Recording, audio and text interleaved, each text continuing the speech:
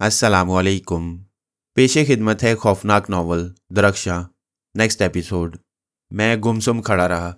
वो सब कुछ मेरे लिए नाकाबिल यकीन था। धुएं के बादल मरगोले बनकर मेरी निगाहों के सामने तैरते रहे। जैक्सन का वजूद उसके अंदर गायब होता गया। फिर फिजा की तमाम कसाफतें दूर हो गईं। मेरी निगाहें हैरत से खुली की खुली रह गईं। मैं इस वक्त अपनी रिहाइशगाह में नहीं था। एक ऐसे कमरे में मौजूद था जहां मकाला और सोकारू आमने सामने बैठे एक दूसरे को वजाहत तलब नजरों से देख रहे थे।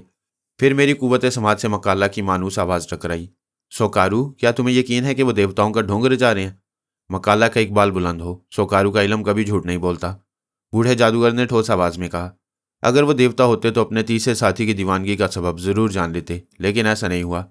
वो अभी तक जहर के फेर में उलझे हुए हैं। स्याह बिल्ली का राज भी वो नहीं जान सके। स्याह बिल्ली? मकाला रूखे और खुरदरे लहजे में बोला। यह स्याह बिल्ली कहाँ से आ गई? इसे सोकारू के काले इलम ने जन्म दिया था। सोकारू के अंदाज में खबासत थी। मैंने नकली देवताओं को कसौटी पर परखने के लिए बिल्ली को वहां भेजा, मगर वो धोखा खा गए। फिर सोच ले सोकारू, कहीं तेरा काला सफेद जादू तुझे फरेब ना दे रहा हो। मकाला ने तेवरी पर बल डालकर कहा। तेरा निशाना अगर खता हो गया तो सरदार की गद्दी और सावरी दोनों मेरे हाथ से निकल जाएंगे। अगर ऐसा हुआ तो तू जानता है कि तेरा अंजाम क्या होगा? भयानक मौत। सोकारू के होंठों पर शैतानी मुस्कुराहट उभर आई। दूसरे ही लम्हे वो किसी सांप की तरह सरसराते हुए बोला। सूरज की रफ्तार डामाडोल हो सकती है, लेकिन मेरे जादू के बोल गलत नहीं हो सकते। फिर क्या समोरा ने झूठ बोला था कि वो मेज आप ही आप उलट गई? हो सकता है सरदार ने अजीम मकाला को झांसा देने के लिए एक मन घड़त कहानी सुना दी हो सकता है, मकाला ने सोचते हुए कहा। फिर तवक्कफ से बोला। सोकारू, क्या तूने खबीस मनामा के बारे में भी सब कुछ देख भाल लिया है? वो मेरे कदमों की गर्द भी नहीं पा सकता, सोकारू ने हकारत से कहा। मैंने उसके चारों तरफ एक ऐसा जाल फैला दिया है जो उसे अंधा किए रखेगा। अलबत्ता वो कुत्ता। सोकारू ने जुमला अधूरा छोड़ा तो मकाला किसी जख्मी दरिंदे की तरह उछलकर खड़ा हो गया। घुराते हुए बोला। कुत्ते में तुझे क्या नजर आ रहा है? मुझे उसकी आवाज़ बंद करना होगी, सोकारू ने तेजी से कहा। मकाला को कुत्ते से डराने की कोशिश कर रहा है? क्यों? मकाला के तेवर खतरनाक हो गए। बस एक दिन और रुक जाओ मकाला, उसके बाद मैं अपने जादू के जोर से सब ठीक कर लूंगा। कोई गड़बड़ हुई तो मकाला सबसे पहला तेरा टेंटवा दबा देगा। जवाब में सोकारू हाथ मलता हुआ उठा, मकाला के करीब जाकर बोला। मकाला, तू चाहे तो मैं उन नकली देवताओं को अपने जादू के जोर से पल भर में मसल कर फेंक सकता हूँ। नहीं नहीं, मकाला छाती ठोंक कर बोला। वो मेरा शिकार है, मैं उन्हें अपनी मर्जी से मारूंगा। जैसी तेरी मर्जी। सोकारू कल भी तेरा गुलाम था। और उसे लम्हे सोकारू की पुष्ट पर रखे हुए चर्बी के चिराग की लो तेज तेज कप आने लगी, और सोकारू यूं तेजी से उसकी जाने पलटा जैसे वह शगुन उसकी मर्जी के खिलाफ था। एक सानिये तक वह टिकटिकी बांधे चिराग की थरथराती लौ को देखता रहा। फिर मेरी तरफ पलटा तो मैं खौफ से लरज उठा। बूढ़े साहिर की सुरख आंखें मेरी जानिब जमी हुई थीं, और मकाला वो सोकारू को ऐसी नज़रों से देखने लगा जैसे कच्चा चबा डालने का इरादा रखता हो, और मैंने सहम कर अपनी आंखें बंद कर लीं। मेरी कैफियत किसी ऐसे परिंदे से मुख्तलिफ नहीं थी जो रवायत के मुताबिक सोते वक्त अपने दोनों पैर महज इसलिए ऊपर की जानिब उठा लेता है कि अगर आसमान गिरे तो उसका वजूद महफूज रहे। मैंने हालात से सहम कर अपनी आंखें सख्ती से भींच लीं, लेकिन मेरे दिल की धड़कनें किसी तरह थमने का नाम नहीं ले रही थीं। बज़ाहिर सोकारू मेरी निगाहों से ओझल हो गया, लेकिन उसकी सुरख सुरख अंगारों की मानिंद दहकती आंखें मेरे तसव्वुर में बदस्तूर मौजूद थीं, और आंखें बंद होने के बावजूद मैं चिराग की लो की शदीद कपकपाहट अपने बोझल पपोटों पर महसूस कर रहा था। सोकारू के चेहरे की खबासतें मुझे बदस्तूर दहशत ज़दा कर रही थीं। जिस अंदाज में वो मेरी जाने पलटा था, इसे यही नतीजा अखज़ किया जा सकता था कि उसके काले जादू ने उसे कमरे में मेरी मौजूदगी से बाखबर कर दिया है। वो मुझे खा जाने वाली तेज़ नज़रों से घूर रहा था। मैं अपनी जगह दम साधे बेहिस और कद खामोश खड़ा अपने दिल की बेतरतीब धड़कनों का शुमार करता रहा। मुझे यकीन था कि मेरा बुरा वक्त करीब आ गया है। मकाला और सोकारू के सामने मेरी हकीकत किसी हकीर तिनके से ज़्यादा नहीं थी। मैं मकाला की दरिंदगी का अमली मुजाहरा भी देख चुका था। जश्न वाली रात उसने जिस बेदर्दी से मासूम जारिया के वजूद के टुकड़े किए थे, उसकी याद अभी तक मेरे जहन में ताज़ा थी। गुजरते वक्त का एक एक पल मेरी रूह पर ग्रां गुजर रहा था। आने वाले लम्हात का तसव्वुर ही मेरे असाब को सर्द कर देने के लिए बहुत काफ़ी था। मुझे इस खामोशी से भी खौफ महसूस हो रहा था जो मेरे अतराफ तारी थी। मौत और ज़िंदगी का दरमियानी वक्फा मेरे लिए बेहद अजियतनाक था। मैंने घबरा कर आंखें खोल दी। बूढ़े साहिर की खूंखार नज़रें बदस्तूर मेरे चेहरे पर जमी हुई थीं। उसकी कुशादा पेशानी पर उभरने वाली आड़ी तिरछी लकीरें बेइंतहा पुरस्रार और खौफनाक नजर आ रही थीं। वह यूं मुझे टिकटिकी बांधे देख रहा था जैसे अपनी कुव्वत बसारत पर शुबा हो रहा हो। सोकारू की जगह मैं होता तो शायद मेरी कैफियत भी उससे मुख्तलिफ ना होती। मुझे अपना सांस सीने की गहराइयों में कहीं घुटता महसूस हुआ। मैं फटी फटी निगाहों से सोकारू को देख रहा था, जिसकी आंखों की तपिश मेरे वजूद को बड़ी तेजी से झुलसा रही थी। जाने वो किस सोच में गर्क था। शायद मेरी मौत की खुशी ने उस पर शादी अमर की कैफियत तारी कर दी थी, या फिर वो मुझे रफ्ता रफ्ता सिसका सिसका कर मारने का मंसूबा बना रहा था। "सोकारू, तू इस तरह आंखें फाड़े खला में क्या तलाश कर रहा है?" मकाला की तेज और सर्द आवाज़ मेरे कानों में गूंजी। मैंने चौंक कर मकाला को देखा। वो बदस्तूर बिगड़े हुए तेवर और खतरनाक नज़रों से सोकारू को घूर रहा था। शायद अभी तक वो कमरे में मेरी मौजूदगी से बेखबर था। "मकाला," सोकारू ने बदस्तूर मेरी आंखों में झांकते हुए कहा, "मैं महसूस कर रहा हूँ कि कमरे में इस वक्त हम तीनों के अलावा एक तीसरी शख्सियत भी मौजूद है।" "तीसरी शख्सियत?" मकाला ने तेजी से चारों तरफ नज़र दौड़ाते हुए हैरत से पूछा। "कौन है वो?" "मेरा इल्म मुझे धोखा नहीं दे सकता," सोकारू किसी जहरीले सांप की तरह फुंकारते हुए बोला। "चिराग की लौ बिला वजह नहीं भड़क सकती। ऐसा हमेशा उसी वक्त होता है जब कोई अजनबी मेरे कायम करदा तिलिस्मी हिसार को तोड़ने की कोशिश करे। हड्डियों के पिंजर, क्या तुम मकाला के साथ मजाक कर रहे?" मकाला का लहजा खूंखार हो गया। "नहीं," वह सरसराती आवाज़ में बोला। "मेरा इल्म कहता है कि वो इसी कमरे में मौजूद है। मेरे और उसके दरमियान एक धुंध सी कायम है, लेकिन मेरी नज़रें बहुत जल्द उसे पालेंगी। और अफीना की मुकद्दस सरजमीन पर आज तक सोकारू के जादू का कोई तोड़ नहीं पैदा हुआ। मैं देखूंगा कि वो कौन है जिसने अपनी मौत को ललकारने की हमाकत की है। शायद तेरे दिमाग में कोई फितूर पैदा हो गया है," मकाला गरज कर बोला। "याद रख, अगर तूने मकाला को फ़रेब देने की कोशिश की तो तेरा अंजाम खतरनाक होगा। मेरी तरफ देख, मुझे बता कि तू इस तरह आंखें फाड़े क्या देख रहा है?" "नहीं मकाला, नहीं। सोकारू तेरे साथ मजाक का तसव्वुर भी नहीं कर सकता।" सोकारू ने अपनी निगाहों का जाविया तब्दील किए बगैर तेजी से जवाब दिया। "वो जो भी है इस वक्त हमारे दरमियान मौजूद है, और अब मेरे हाथों तेरी मौत तेरा मुकद्दर बन गई है।" मकाला किसी जख्मी दरिंदे की तरह धाड़ता हुआ 2 कदम पीछे हट गया। फिर उसने निहायत फुर्ती से कमर से लटकता हुआ खंजर निकालकर सीधे हाथ में संभाल लिया। खौफनाक आवाज में ललकारते हुए बोला, "सोकारू, तू जानता है कि मकाला बेरहमी और दहशत का दूसरा नाम है। जिंदगी चाहता है तो मुझे सीधी तरह बता दे कि तू इस वक्त क्या सोच रहा है। याद रख, मकाला उस आसमानी कहर का दूसरा रूप है जिसे तेरा गंदा जादू भी नहीं मिटा सकता।" मुझे यूं महसूस हुआ जैसे मैं तिलिस्म होशरुबा की नाकाबिले यकीन दास्तान का कोई खौफनाक बाब पढ़ रहा हूँ। सोकारू की नज़रें मेरे चेहरे पर मरकूज थीं। वह पलकें झपकाए बगैर मुझे मुस्तकिल घूर रहा था, लेकिन उसने मकाला को यही बावर कराने की कोशिश की कि वो कमरे में किसी तीसरे शख्स को सिर्फ महसूस कर रहा है, देखने से कासिर है। शायद वो किसी खास मसलियत की बिना पर ऐसा कर रहा था, लेकिन दूसरी तरफ मकाला का अंदाज बता रहा था कि अगर सोकारू ने फौरी तौर पर हकीकत का इजहार न किया तो वो उसे जहन्नुम रसीद करने से गुरेज नहीं करेगा। मेरे जहन में ख्याल बड़ी तेजी से उभरा, क्यों ना मैं मकाला को वहां अपनी मौजूदगी से बाखबर करके शश्तर कर दूं और उसे बता दूं कि सोकारू दरोगोई से काम ले रहा है। इस तरह ना सिर्फ ये कि मैं मकाला को बूढ़े शायर की तरफ से बदगुमान कर सकता था, बल्कि सोकारू को भी यह बावर करा सकता था कि मैं उसके काले इल्म के मुतलिक खौफज़दा नहीं हूँ। मैंने ज़ुबान खोलने की कोशिश की, लेकिन अल्फाज मेरे हलक में घुट कर रह गए। उसी वक्त सोकारू की आवाज़ मेरे कानों में गूंजी, "मकाला, तेरे इकबाल बुला दो। तुझे अगर मेरी ज़ात पर शुबा हो रहा है तो देर मत कर, खंजर मेरी तरफ फेंक कर अपने शुबे की तस्दीक कर ले। अगर मेरा इल्म सही है तो तेरा खंजर मेरा बाल भी बीका नहीं कर सकता। दूसरी शक्ल में तुझे यकीन आ जाएगा कि हर चमकने वाली शय सोना नहीं होती।" मकाला ने कोई जवाब ना दिया, चंद लम्हे खामोश रहा। सोकारू को देखता रहा, फिर अचानक मुझे ऐसा लगा जैसे बिजली सी कौंध गई हो। मकाला ने यकलख्त हैरत अंगेज फुर्ती का मुजाहरा करते हुए पूरी कुव्वत से हाथ में दबा हुआ खंजर सोकारू के जिस्म की जानिब फेंका, लेकिन उसका अंजाम देखकर मेरे जिस्म में झुरझुरी आ गई।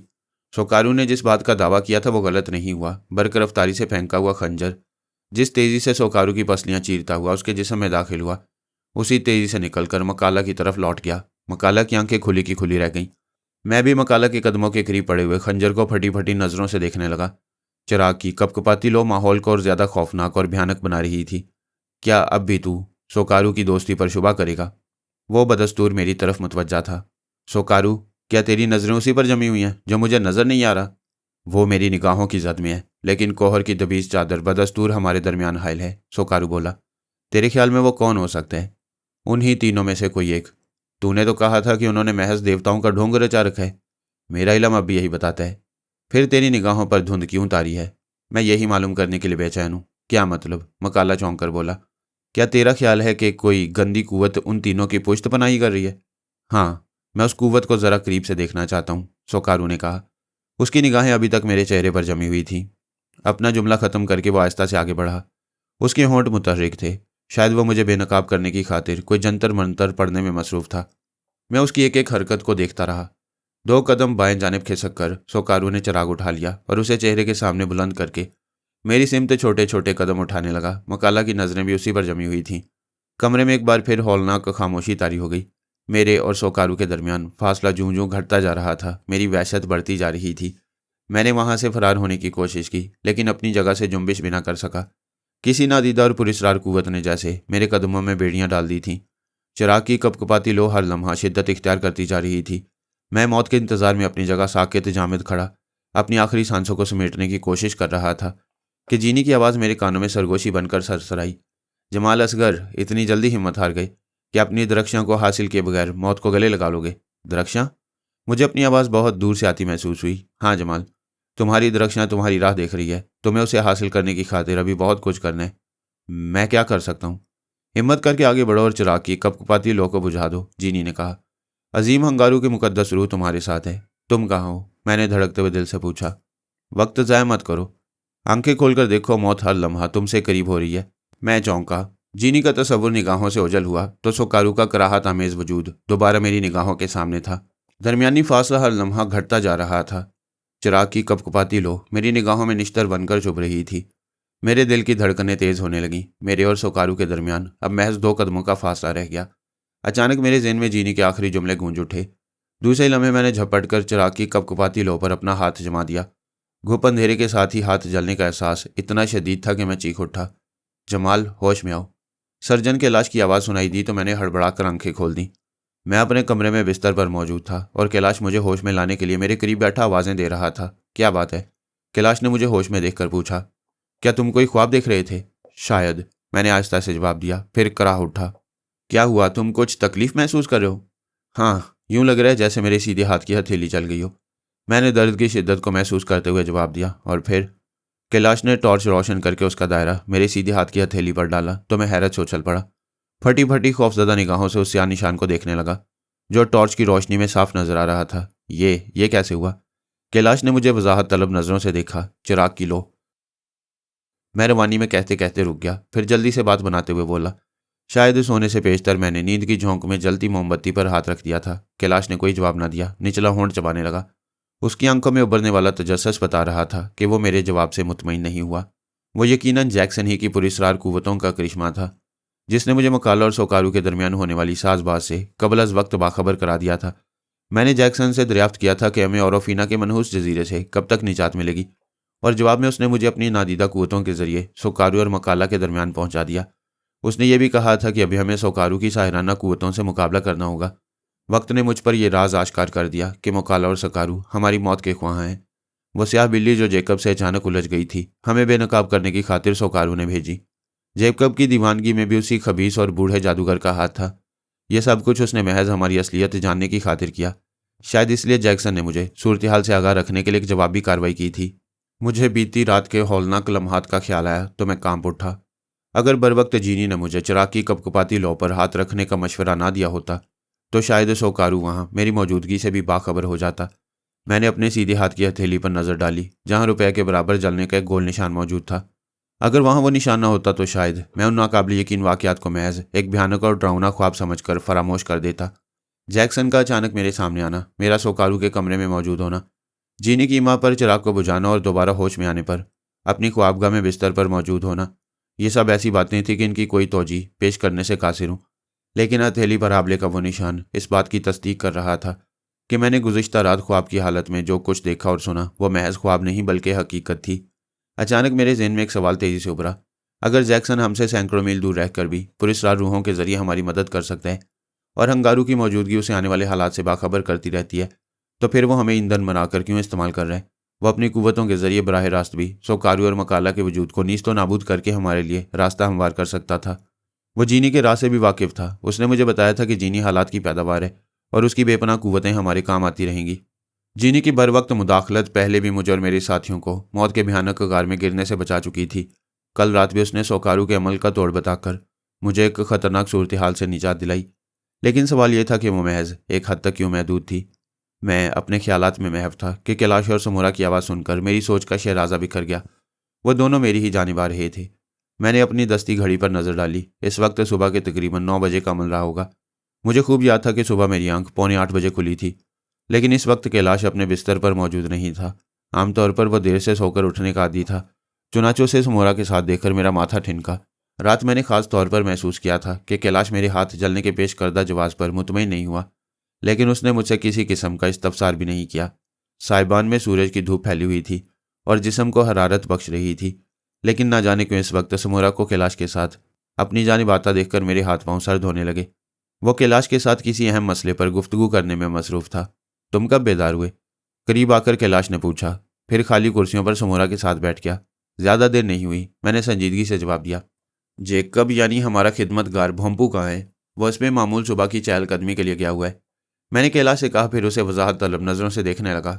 हवाओं के देवता, क्या तुम अपने लिए और अफीना की किसी हसीन दोशीज़ा का इंतखाब करना पसंद करोगे? कैलाश ने बेतकल्लुफ़ी से दरियाफ्त किया। कैलाश का सवाल मेरे लिए नाकाबिल फ़हम था। मैं ये फैसला समुंदर के देवता पर छोड़ता हूँ, मैंने आहिस्ता से कहा। फिर बोला, क्या मैं ये समझूं कि हमारे अजीज़ दोस्त का दिल उकताने लगा है? हम इंसानों के रूप में इंसानों के दरमियान हैं, तो फिर हमें इंसानी ज़रूरतों के तकाज़ों का भी ख्याल रखना होगा। कैलाश ने ज़ेरे लब मुस्कुराते हुए कहा, फिर समोरा की तरफ मुतवज्जा हो गया। क्यों समोरा, तुम्हारा क्या ख्याल है? समोरा देवताओं की खिदमत करना अपना फ़र्ज समझता है, सरदार ने जल्दी से कहा। लेकिन इस बार इंतखाब तुम्हारा नहीं हमारा होगा, कैलाश ने एक तवील अंगड़ाई लेते हुए जवाब दिया। फिर बोला, अजीम समोरा, क्या तुम्हें जारिया का भयानक अंजाम याद है? हाँ। समोरा यकलख्त संजीदा हो गया। उसने मेरी ज़ात पर कीचड़ उछालने की कोशिश की थी। मकाला ने उसके साथ जो कुछ किया वो इससे ज़्यादा की मुस्तहिक थी। अलबत्ता मुझे इस बात का अफसोस ज़रूर है कि जारिया की बेहूदगी की वजह से कुछ देर के लिए रंग में भंग हो गया था। मुझे सावरी ने बताया था कि जारिया बोगा की गुमशुदगी के बाद से अक्सर बहकी बहकी बातें करने लगी थी। हाँ, वो बोगा के गम में नीम पागल हो गई थी, लेकिन इस हालत में भी वो खासी पुरकशिश थी। कैलाश ने समोरा की आंखों में झांकते हुए कहा, यह दुरुस्त है। यही वजह थी कि बोगा उसे दीवानावार मोहब्बत करता था। जश्न सेहत के मौका पर जिन लड़कियों ने कुर्बानियां पेश की वो भी लाजवाब थीं। हमेशा से यही होता चला है, समोरा बोला। मुकद्दस उरू के सामने रोशन की जाने वाली आग में कुर्बानी पेश करना हमारे लिए सबसे बड़ी इबादत है। हम इस कुर्बानी के मौका पर हमेशा ऐसी कम उम्र और हसीन लड़कियों का इंतखाब करते हैं जो।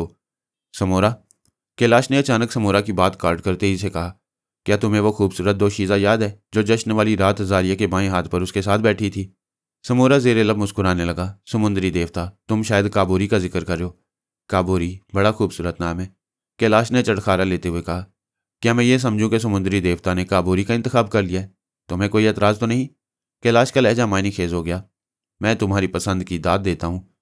समोरा के होंठों पर एक गलीज मुस्कुराहट फैलकर गहरी होती चली गई। जिस वक्त बहादुर मकाला ने जारिया के जिस्म को छेद कर नेज़े पर बुलंद किया था, काबूरी सहमकर और हसीन बन गई थी। क्या जारिया की तरह काबूरी भी बोगा की मंजूर नजर रह चुकी है? कैलाश ने यकलख्त संजीदगी से पूछा। मैं अपनी जगह खामोश बैठा हैरत भरी निगाहों से कैलाश को देख रहा था। कैलाश मेरा दरीना दोस्त था, मेरा क्लास फेलो रह चुका था। हमने एक तवील अरसा एक दूसरे की रफाकत में गुजारा था, इसलिए मैं बड़े वसूख से कह सकता हूँ कि उसका किरदार नाकाबिले तस्खीर था। लेकिन इस वक्त वो जिस अंदाज में गुफ्तगू कर रहा था, इससे यही नतीजा अखज़ किया जा सकता था कि वो बेहद ओबाश तबीयत का वाक़ हुआ है। उसकी तबीयत की वो अचानक तब्दीली मेरे लिए बेहद ताजुब खेज थी और नाकाबिल यकीन भी। मैं यकीन से नहीं कह सकता, समोरा बोला।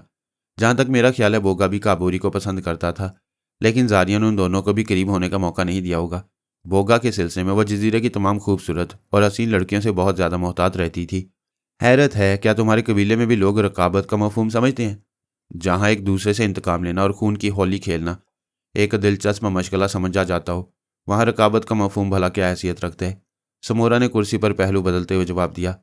हो सकता है कि काबूरी ने भी जारिया की वजह से बोगा के करीब जाने की कोशिश ना की हो। वो क्यों? इसलिए कि काबूरी और जारिया आपस में बहुत गहरी दोस्ती रखती थी। ओह, कैलाश समोरा का जवाब सुनकर चौंका, फिर फौरन ही कदरे खुश्क लहजे में बोला, समोरा, मेरा अंदाज़ा अगर गलत नहीं तो मकाला भी काबूरी की ज़ात में खासी दिलचस्पी रखता है। जजीरे की खूबसूरत लड़कियां खिलौना है, काबूरी भी एक खिलौना है जिस पर जजीरे के तमाम मुकद्दस लोगों का इख्तियार है। समोरा, कैलाश के तेवर अचानक ही खतरनाक हो गए। कहर आलूद नज़रों से समोरा को घूरता हुआ बोला, क्या तुम भूल रहे हो कि हमारी हैसियत क्या है? मैं समझा नहीं समुद्री देवता, समोरा ने सहम कर पूछा। काबूरी हमें पसंद है, हाँ, हमने उसे अपनी खिदमत के लिए इंतखाब किया है, इसलिए अब उस पर सिर्फ हमारा हक होगा। कैलाश ने बदस्तूर नाखुशगवार अंदाज में कहा। मकाले के अलावा तुम जजीरे के बाकी तमाम लोगों को भी बता देना कि अब अगर उन्होंने काबूरी की जानिब ललचाई नज़रों से देखने की जसारत की तो उनका अंजाम खौफनाक होगा। ऐसा ही होगा, समोरा ने जल्दी से हामी भर ली। मैं काबूरी को अभी समुद्री देवता के कदमों में पेश कर दूंगा। हमें तुमसे इसी जवाब की तवक्को थी अजीम समोरा। कैलाश ने इस बार नरम लहजा इख्तियार किया, फिर थोड़े तवक्कुफ से बोला, क्या तुमने ये मालूम करने की कोशिश की कि मकाला और उसके बेवकूफ़ साथी तुम्हारे खिलाफ क्या साजिश कर रहे हैं? मेरे रफ़ीक बराबर मकाला की टो में लगे हुए हैं, लेकिन ये सोकारू, हम जानते हैं कि खबीस सोकारू मकाला की पुष्ट बनाही कर रहे। मैंने पहली बार गुफ्तगू में हिस्सा लेते हुए कहा।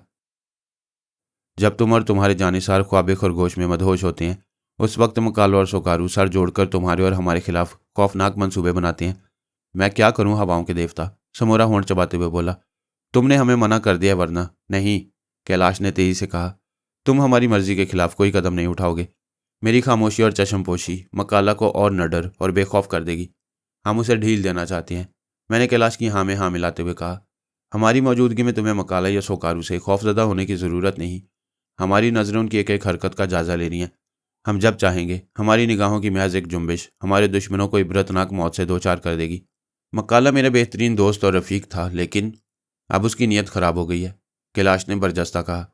वह कबीले के सरदार की गद्दी के साथ साथ सावरी पर भी अपना तसलसल जमाना चाहता है। समोरा को कबीले की सरदारी की परवाह नहीं, लेकिन जिस दिन मकाला ने सावरी की जानिब गलत नज़रों से देखने की कोशिश की, वो उसकी नापाक ज़िंदगी का आखिरी दिन होगा। समोरा छाती ठोंकता हुआ गुस्से से उठ खड़ा हुआ। अपनी खोपड़ी ठंडी रखने की कोशिश करो समोरा, मैंने ठोस आवाज़ में ताकीद की। कल क्या होने वाला है तुम नहीं जानते, लेकिन हमारी नज़रें तारीकी का सीना चाक करके वक्त की रफ्तार का अंदाज़ा लगा सकती हैं। सब कुछ हमारे ऊपर छोड़ दो और बेफिक्र हो जाओ। मुझे बताओ, ऐ समुंदर और हवाओं के अजीम देवताओ, कि मकाला के दिल में क्या है। मुकद्दस उरू की बर्तरी की कसम, मैं बुज़दिल नहीं जो मौत से डर जाऊं। मैं अपनी मौत से भी टकराने की हिम्मत रखता हूं। काबोरी, कैलाश ने निहायत बेपरवाही से कहा।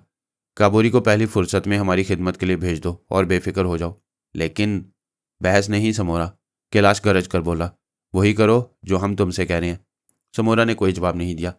कुछ देर खामोश खड़ा होंठ चबाता रहा, फिर तिल मिलाकर पलटा और लंबे लंबे डग भरता आबादी की सिमत लौट गया। ये काबोरी का क्या चक्कर है, मैंने समोरा के जाने के बाद कैलाश से पूछा। तन्हाई के बोल लम्हे गुजार कर मैं तंग आ चुका हूँ, लेकिन काबोरी ही क्यों? अपनी अपनी पसंद की बात है, कैलाश ने बेपरवाही से कहा। तुम शायद मुझसे खफा हो, क्यों? मैंने कैलाश के चेहरे के तासुरात को महसूस करते हुए पूछा। ये ख्याल तुम्हें कैसे आ गया? मैं बहुत ज़्यादा उलझ गया हूँ मेरे दोस्त, मैंने संजीदगी से कहना शुरू किया। हालात जिस अंदाज में करवट ले रहे हैं वो खुद मेरे लिए भी नाकाबिल यकीन है।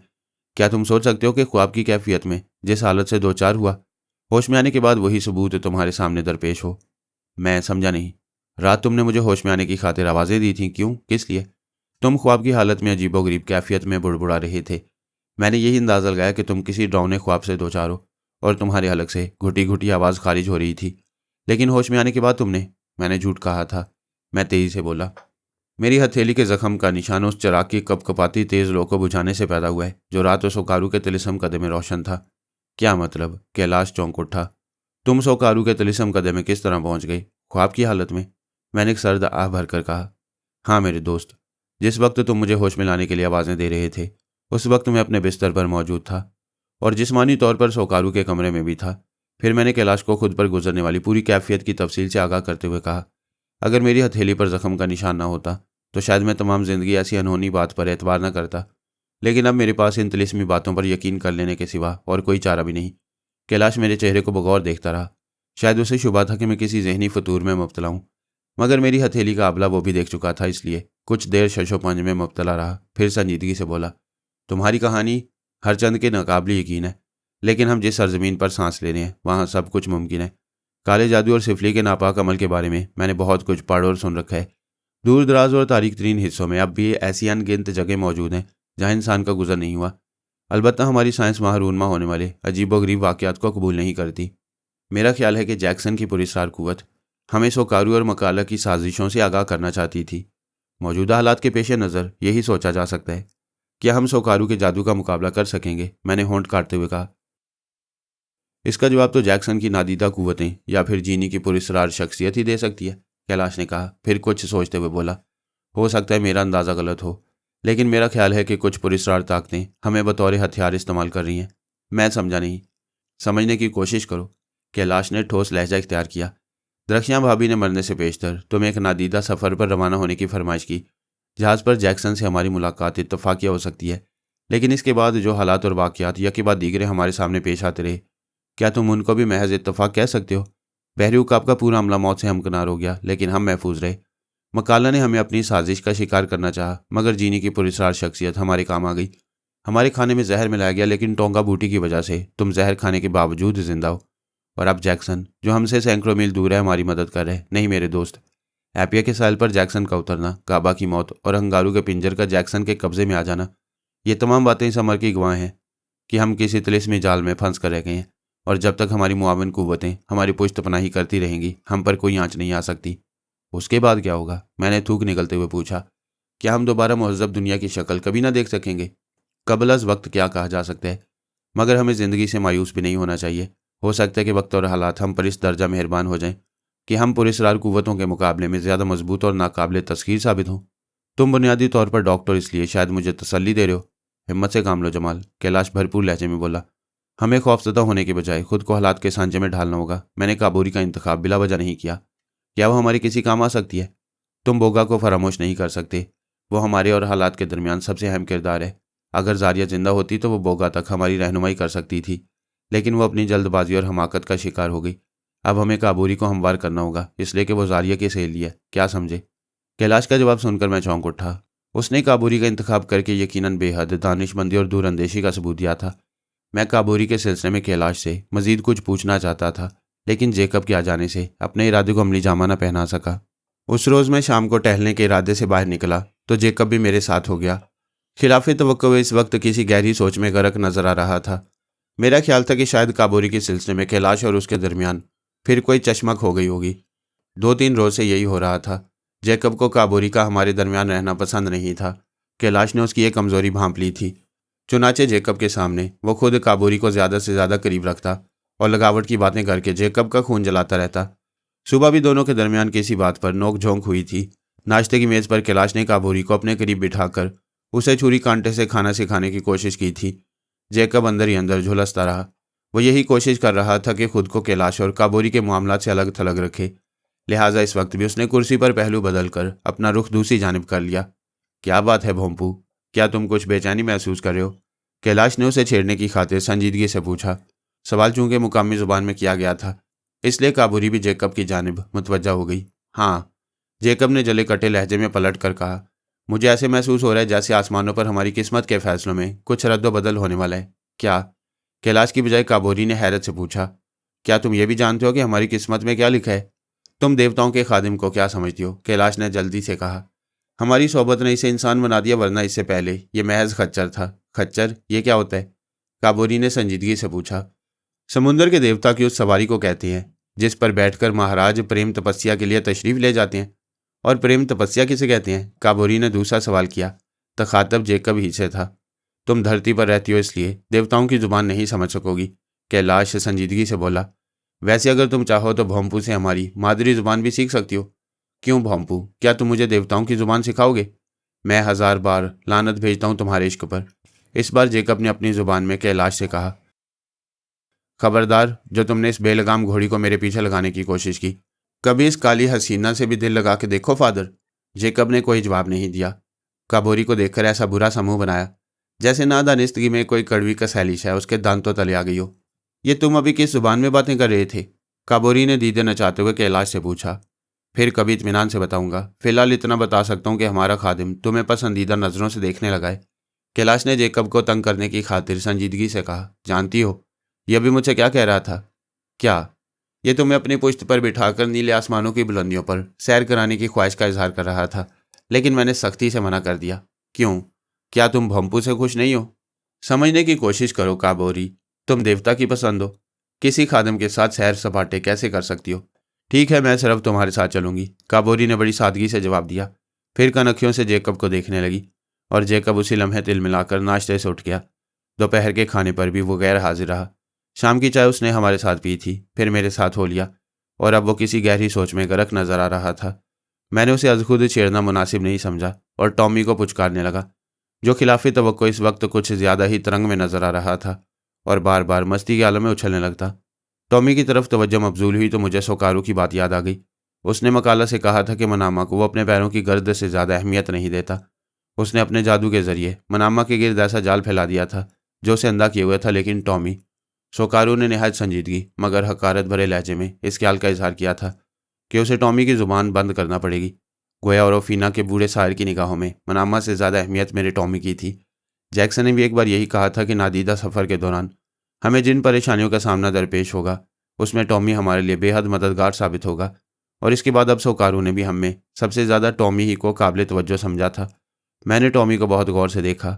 सफ़र पर रवानगी से कबल मेरा इरादा इसे साथ लाने का नहीं था, लेकिन जब वो दीवान जी के हाथों से जंजीर छुड़ाकर मेरे करीब आया और मेरे कदमों पर अपनी पेशानी रगड़ने लगा तो मुझे इस पर तरस आ गया। वह दरख्शां को बेहद अजीज था, शायद इसलिए मैंने उसे हमरा ले लिया। जमाल, क्या तुम बता सकते हो कि कैलाश ने काबोरी को अपने साथ क्यों रखा है? जेकब ने सवाल किया तो मेरा ख्याल टॉमी की तरफ से हट गया। मैंने नज़रें उठाकर जेकब को देखा। उसके चेहरे पर बदस्तूर संजीदगी तारी थी। मेरा ख्याल है कि कैलाश अपनी तन्हाई से उकता गया है, मैंने दबी जुबान में जवाब दिया। नामुमकिन, जेकब ने तेजी से कहा। कैलाश हमारा मुश्तरका दोस्त है, क्या सोच सकते हो कि वह किरदार के सिलसिले में इतना गिर सकता है? मैंने कैलाश के किरदार के बारे में कोई शुबा नहीं किया। हो सकता है कि वो काबोरी के साथ महज वक्ती तौर पर दिल बहला रहो। मेरे नज़दीक यह भी गुनाह है, जेकब बोला। आग और पेट्रोल का साथ किसी वक्त भी दबी चिंगारियों को शोलों का रूप दे सकता है। तुम कहना क्या चाह रहे हो? मैंने वजाहत तलब अंदाज में पूछा। तुम काबोरी को वहां से चलता कर दो। हमारे साथ किसी मुकामी बाशिंदे का क़याम मुनासिब नहीं, जेकब ने होंठ काटते हुए संजीदगी से कहा। तुम शायद भूल रहे हो कि हम इस माहौल में सांस ले रहे हैं। इसका एक एक चप्पा काबोरी और इसके साथियों से भरा पड़ा है। मेरी बात समझने की कोशिश करो जमाल। काबोरी की मौजूदगी में हमारा कोई प्लान कामयाब नहीं हो सकता। प्लान? मैंने चौंकते हुए पूछा। किस प्लान की बात कर रहे हो तुम? मैं तुम लोगों की तरह अपना कीमती वक्त ज़ाया नहीं कर रहा, जेकब ने थोड़े तवक्कुफ के बाद मध्यम मगर ठोस आवाज़ में जवाब दिया। मैंने पूरे जजीरे में घूम फिर कर देख लिया है कि यहाँ बेहंगम उरू के सिर्फ 3 मुजस्मे मौजूद हैं। एक तो वो है जो हमारे जहाज़ पर लाया गया था और अब खुले मैदान में पड़ा धूप और औस का शिकार हो रहा है। दूसरा मुजस्मा हमारी रिहाइश से मशरिक की जानिब 2 मील दूर आबादी के कुछ आधा मकान में रखा है, जिसे मुकामी लोगों ने इबादत के लिए वक्फ कर रखा है, और वहाँ जाकर ये जाहिल और गंवार लोग बेहुदा और फजूल किस्म की रस्में अदा करते हैं। और तीसरा मुजस्मा लकड़ी के बजाय पत्थर से तराशीदा है, जो सरदार समुरा के पास उसकी रिहाइशगाह में मौजूद है। तुम इन मुजस्मों का क्या करोगे? मेरा मतलब है कि क्या तुम किसी खास मकसद के लिए? हाँ, जेकब ने मेरा जुमला काटते हुए तेजी से कहा। मेरी ख्वाहिश है कि एक ही वक्त में इन तीनों मुजस्मों को बर्बाद कर दूं और फिर मजहब से गुमराह इन उजड़ लोगों को बताऊं कि वो किस दर्जा तारीकी का शिकार हैं। जेकब, मैं उन्हें अंधेरों से निकाल कर उजालों की सिमत लाने की कोशिश करना अपना फ़र्ज समझता हूँ, और ये सिर्फ उसी सूरत में मुमकिन है जब देवता उरू के तीनों बुत नीस्तो नाबूद हो जाएं। फिर मैं इन भटके हुए लोगों से एक सवाल करूँगा कि वैसे बेजान और कमज़ोर मुजस्मों और बुतों की पूजा क्यों करते हैं, जो अपनी हिफाजत आप करने से भी कासिर हैं? मुझे बताओ, क्या वो मेरे सवाल का कोई जवाब दे सकेंगे? नहीं। फिर मैं उन्हें मुक़द्दस मसीह की सिफ़ात बाबरकत के बारे में बताऊँगा और अपने मसलिक पर लाने की कोशिश करूँगा। मुझे यकीन है कि वो मेरी बातों के वज़न से इनकार नहीं कर सकेंगे। पत्थर में जोंक लगना नामुमकिन है। क्या तुमने ये मसल नहीं सुनी? मज़हब और ईमान की कुव्वत पहाड़ों में भी दरारें डाल देती है। मेरा ख्याल है कि तुम अपने साथ साथ हमारे लिए भी दुश्वारियां पैदा कर दोगे। मैंने जेकब को समझाने की कोशिश की। मेरी मानो तो अपने खतरनाक इरादों से बाज आ जाओ। जो सच्चाई के रास्ते में जान गंवा दे उसे शहीद कहते हैं। क्यों? क्या तुम इस हकीकत से इनकार करोगे? वक्त और माहौल को समझने की कोशिश करो मेरे दोस्त, मैंने कहा। जब तक फरार का कोई रास्ता नजर ना आ जाए, हमें निहायत मोहतात अंदाज में फूंक फूंक कर कदम उठाना होगा। मौत बरहक है मेरे अजीज। जो वक्त लिखा जा चुका है उसे दुनिया की कोई ताकत टाल नहीं सकती, लेकिन मसलियत के भी कुछ तकाजे होते हैं। मैं मानता हूँ, इसीलिए तुमसे कह रहा हूँ कि जितनी जल्दी मुमकिन हो काबोरी को उसके लोगों में वापस भिजवा दो। जेकब बोला। जहाँ औरत और बेहयाई दोनों एक साथ हो जाएं, वहाँ तबाही और बर्बादी के सिवा कुछ और हासिल नहीं होता। तुम शायद दीवाने हो गए हो, मैंने जेकब की बातों से उलझते हुए कहा। तुम्हारी एक मामूली सी लग्जिश हम सबको मौत से हमकनार कर देगी। जेकब ने जवाब में कुछ नहीं कहा, लेकिन उसके होंठों पर उभरने वाली मुस्कुराहट बेहद गहरी और मानी खेज थी। मैं कदरे नरम लहजे में बोला, मैं तुम्हें मजहब की तबलीग से नहीं रोकता, लेकिन जो कुछ करो हाथ पांव बचाकर, वरना मकाल और उसके साथी हमारी तिक्का बोटी करने से भी गुरेज नहीं करेंगे। तुम जिसे ज़िंदगी समझकर जीने की कोशिश कर रहे हो, मैं उसे मौत से बदतर तस्वुर करता हूँ। हमारी मौत तो उसी दिन वाक़ई हो गई थी जिस दिन बहरूकाब तूफान से टकराकर बर्बाद हुआ था, जेकब ने कहा। फिर लंबे लंबे कदम उठाता आगे निकल गया। जेकब, मेरी बात सुनो प्लीज़। कोई ऐसी हमाकत मत कर गुजरना जो हमें कफ़ी अफसोस मिलने का मौका भी फराहम ना करे, जेकब। लेकिन जेकब ने रुकने के बजाय अपनी रफ्तार और तेज़ कर दी। मुझे उसकी हरकत सख्त ग्रां गुजरी। वह जो मंसूबा बना रहा था वह हम सब के लिए तबाहकुन था। और फीना के वैसी लोग देवता उरू की शान में कोई गुस्ताखी बर्दाश्त नहीं कर सकते थे। और जेकब, मैं तिल मिलाकर वापस जाने वाले रास्ते पर हो लिया। फौरी तौर पर कैलाश से मिलकर उसे नई सूरत हाल से आगाह करना चाहता था। मुबादा के जेकब जल्दबाजी में कोई हमाकत कर गुजरता। टॉमी बदस्तूर मेरे साथ आगे आगे चल रहा था। कुछ देर तक हम दोनों इसी तरह आगे पीछे चलते रहे। फिर टॉमी एक मोड़ के करीब पहुंचकर रुक गया। अंदाज ऐसा ही था जैसे वो किसी खतरे की बू पाकर रुका हो। उसके कान खड़े हो चुके थे, जो मेरे अंदाजे की तस्दीक कर रहे थे। मैं टॉमी की एक आदत से वाकिफ था, चुनाचे मैंने सीधा हाथ जेब में डालकर रिवॉल्वर के दस्ते पर अपनी गिरफ्त जमा ली, ताकि किसी फौरी खतरे से दो चार होने की सूरत में वक्त बर्बाद न हो। टॉमी जिस मोड़ पर पहुंचकर रुका था, वहां से एक रास्ता साहिल की जानिब जाता था। दूसरे रास्ते पर खुदरो जंगली झाड़ियों की इस कदर बहुतात थी कि वहां से किसी इंसान का गुजरना नामुमकिन था। मेरे उल्टे हाथ पर भी दरख्त इस कदर कसरत से मौजूद थे कि मैं उसकी दूसरी जानिब देखने से कासिर था। टॉमी का रुख चूंकि सीधे रास्ते की बजाय साहिल वाले रास्ते की जानिब था, इसलिए मुझे रुक जाना पड़ा। अगर वहां मेरे अंदेशे के मुताबिक कोई खतरा था तो साहिल वाले रास्ते पर, जो मेरी नज़रों से ओझल था। खुद को नादीदा खतरे से महफूज रखने की खातिर मैंने कदरे झुककर घनी झाड़ियों की आड़ ले ली। मेरी निगाहें बदस्तूर टॉमी पर मरकूज थीं, जिसके कान रह रह कर कपकपा रहे थे। ऐसा सिर्फ ऐसी सूरत में होता था जब वो किसी खतरे को देख लिया करता, लेकिन इस वक्त मुझे उसके रवैये पर शदीद हैरत हुई।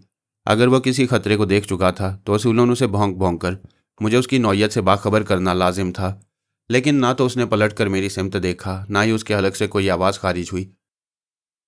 चंद सानिये में अपनी जगह साकित और जामिद खड़ा रहा। फिर मैंने आहिस्ता आहिस्ता पंजों के बल आगे की सिमत बढ़ना शुरू किया। जूं जूं मेरा और टॉमी का दरमियानी फासला घटता गया, मेरा तजस्सुस बढ़ता गया। टॉमी बदस्तूर किसी खास मरकज़ की तरफ पूरी तरह मुतवज्जा था। एक बार मैंने उसे बेहद हल्की आवाज़ में मुखातिब किया, लेकिन खिलाफ तवक्को उसने मेरी आवाज़ पर भी कोई ध्यान नहीं दिया। मेरे पास अब सिवाय इसके और कोई चारा नहीं था कि खुद सामने जाकर सूरत हाल का जायज़ा लूँ। वक्त ज़ाया करने की सूरत में खतरे की नौयत मेरे हक़ में ज़्यादा शदीद साबित हो सकती थी। चुनाचे मैंने रिवॉल्वर को संभाला और तेज़ी से लपक कर सामने आ गया। फिर टॉमी की पुरस्कार खामोशी की वजह भी मेरी समझ में आ गई। साहिल वाले रास्ते पर टॉमी से तकरीबन 20-22 कदम के फासले पर औरफीना का बूढ़ा जादूगर सोकारू मौजूद था। सोकारू को देखकर एक लम्हे को मुझे भी झुरझुरी आ गई। उसकी आंखों की पुतलियां उस वक्त हल्कों से बाहर की जानिब उबली नजर आ रही थी। यूं लग रहा था जैसे चेहरे पर दो रोशन अंगारे दहक रहे हों। वह पूरी तवज्जो से टिकटिकी बांधे टॉमी को देख रहा था। शायद उसकी आंखों के सैर ने टॉमी को पूरी तरह तस्खीर कर रखा था। मुझे इस बात पर भी ताजुब हुआ कि मेरे सामने आ जाने के बावजूद सोकारू ने मेरी सिमत नहीं देखा, टॉमी पर नजरें जमाए रहा। फिर मेरे जहन में सोकारू की कही हुई बात गूंज गई। उसने कहा था कि उसे टॉमी की आवाज़ बंद करना होगी।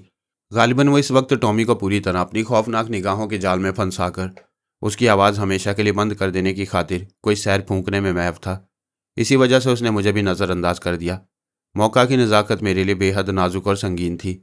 मैंने सोकारू की तवज्जो अपनी जानिब मबजूल कराने की खातिर उसे मुखातिब भी किया, मगर वो जैसे गूंगा और बहरा हो गया था। यही कैफियत टॉमी की थी। मैं उसके करीब मौजूद था, लेकिन वो मेरी मौजूदगी से बेनियाज सोकारू की तरफ देखे जा रहा था। मैंने दूसरी और फिर तीसरी बार ज़्यादा बुलंद आवाज़ में सोकारू को मुखातिब किया, लेकिन उसकी महवियत पर कोई असर नहीं हुआ। फिर अचानक मेरे जहन में एक ख्याल बड़ी तेज़ी से उभरा। दूसरे लम्हे इस ख्याल पर अमल करते हुए लपक कर टॉमी और सोकारू के दरमियान हायल हो गया। मुझे अपने मकसद में नाकामी नहीं हुई। मेरे दरमियान में आते ही टॉमी के हलक से एक करीज चीख की आवाज़ बुलंद होकर हवा के दोष पर दूर तक तैरती चली गई। अंदाज ऐसा ही था जैसे कोई घुटी हुई आवाज़ मौका मिलते ही खारिज हो गई हो। दूसरी सिमत सोकारू भी यूं चौंका जैसे कोई ख्वाब देखते देखते अचानक बेदार हो गया हो। मुझे अपनी निगाहों के सामने देखकर उसने एक लम्हे को बड़ा कड़वा समूह बनाया, लेकिन फिर उसके होंठों पर मायनी खेज मुस्कुराहट फैल गई। आंखों की लाली पल भर में गायब हो चुकी थी। तुम, उसने मुझे आहिस्ता से मुखातिब किया, हवाओं के देवता। तुम सुनाओ बूढ़े साहिर, मैंने रिवॉल्वर को जेब में रखते हुए कहा। कैसे हो? अगर मेरा ख्याल गलत नहीं तो मैं बहुत दिनों बाद पहली बार तुम्हें देख रहा हूँ। मेरा अंदाज़ा इसके बरक्स है, सोकारू सरसराती आवाज़ में बोला। अगर मेरा इल्म गलत नहीं तो हम पहले भी मिल चुके हैं। इल्म का हसूल बिलाशुबा ज़हन की नशोनुमा करता है मेरे अजीज़, लेकिन स्याह सफ़ेद का फ़र्क भी अपनी जगह है। मैं तस्लीम करता हूँ कि औरफीना के जजीरे पर मैं काले इल्म का बेताज बादशाह हूँ। दुनिया के नक्शे पर तुम्हारे जजीरे की मिसाल ऐसी ही है, जैसे किसी बड़े मैदान में पड़ा हुआ कोई मुख्तसर सा ज़र्रा। तुम देवता हो, सरदार समोरा का यही दावा है, लेकिन मैं जानता हूँ। मैंने उसकी बात तेज़ी से काट दी। तुम्हें हमारे देवता होने पर शुबा है, और इस शुबे की बुनियाद तुम्हारा स्याह इल्म है। हाँ, मेरा इल्म कहता है कि तुम और तुम्हारे साथी भी हमारी तरह इंसान है। बहुत खूब, मैंने दीदा दानिस्ता उसका मज़ाक उड़ाने की खातिर ज़ेर लब मुस्कुराते हुए कहा। और क्या कहता है तुम्हारा इल्म?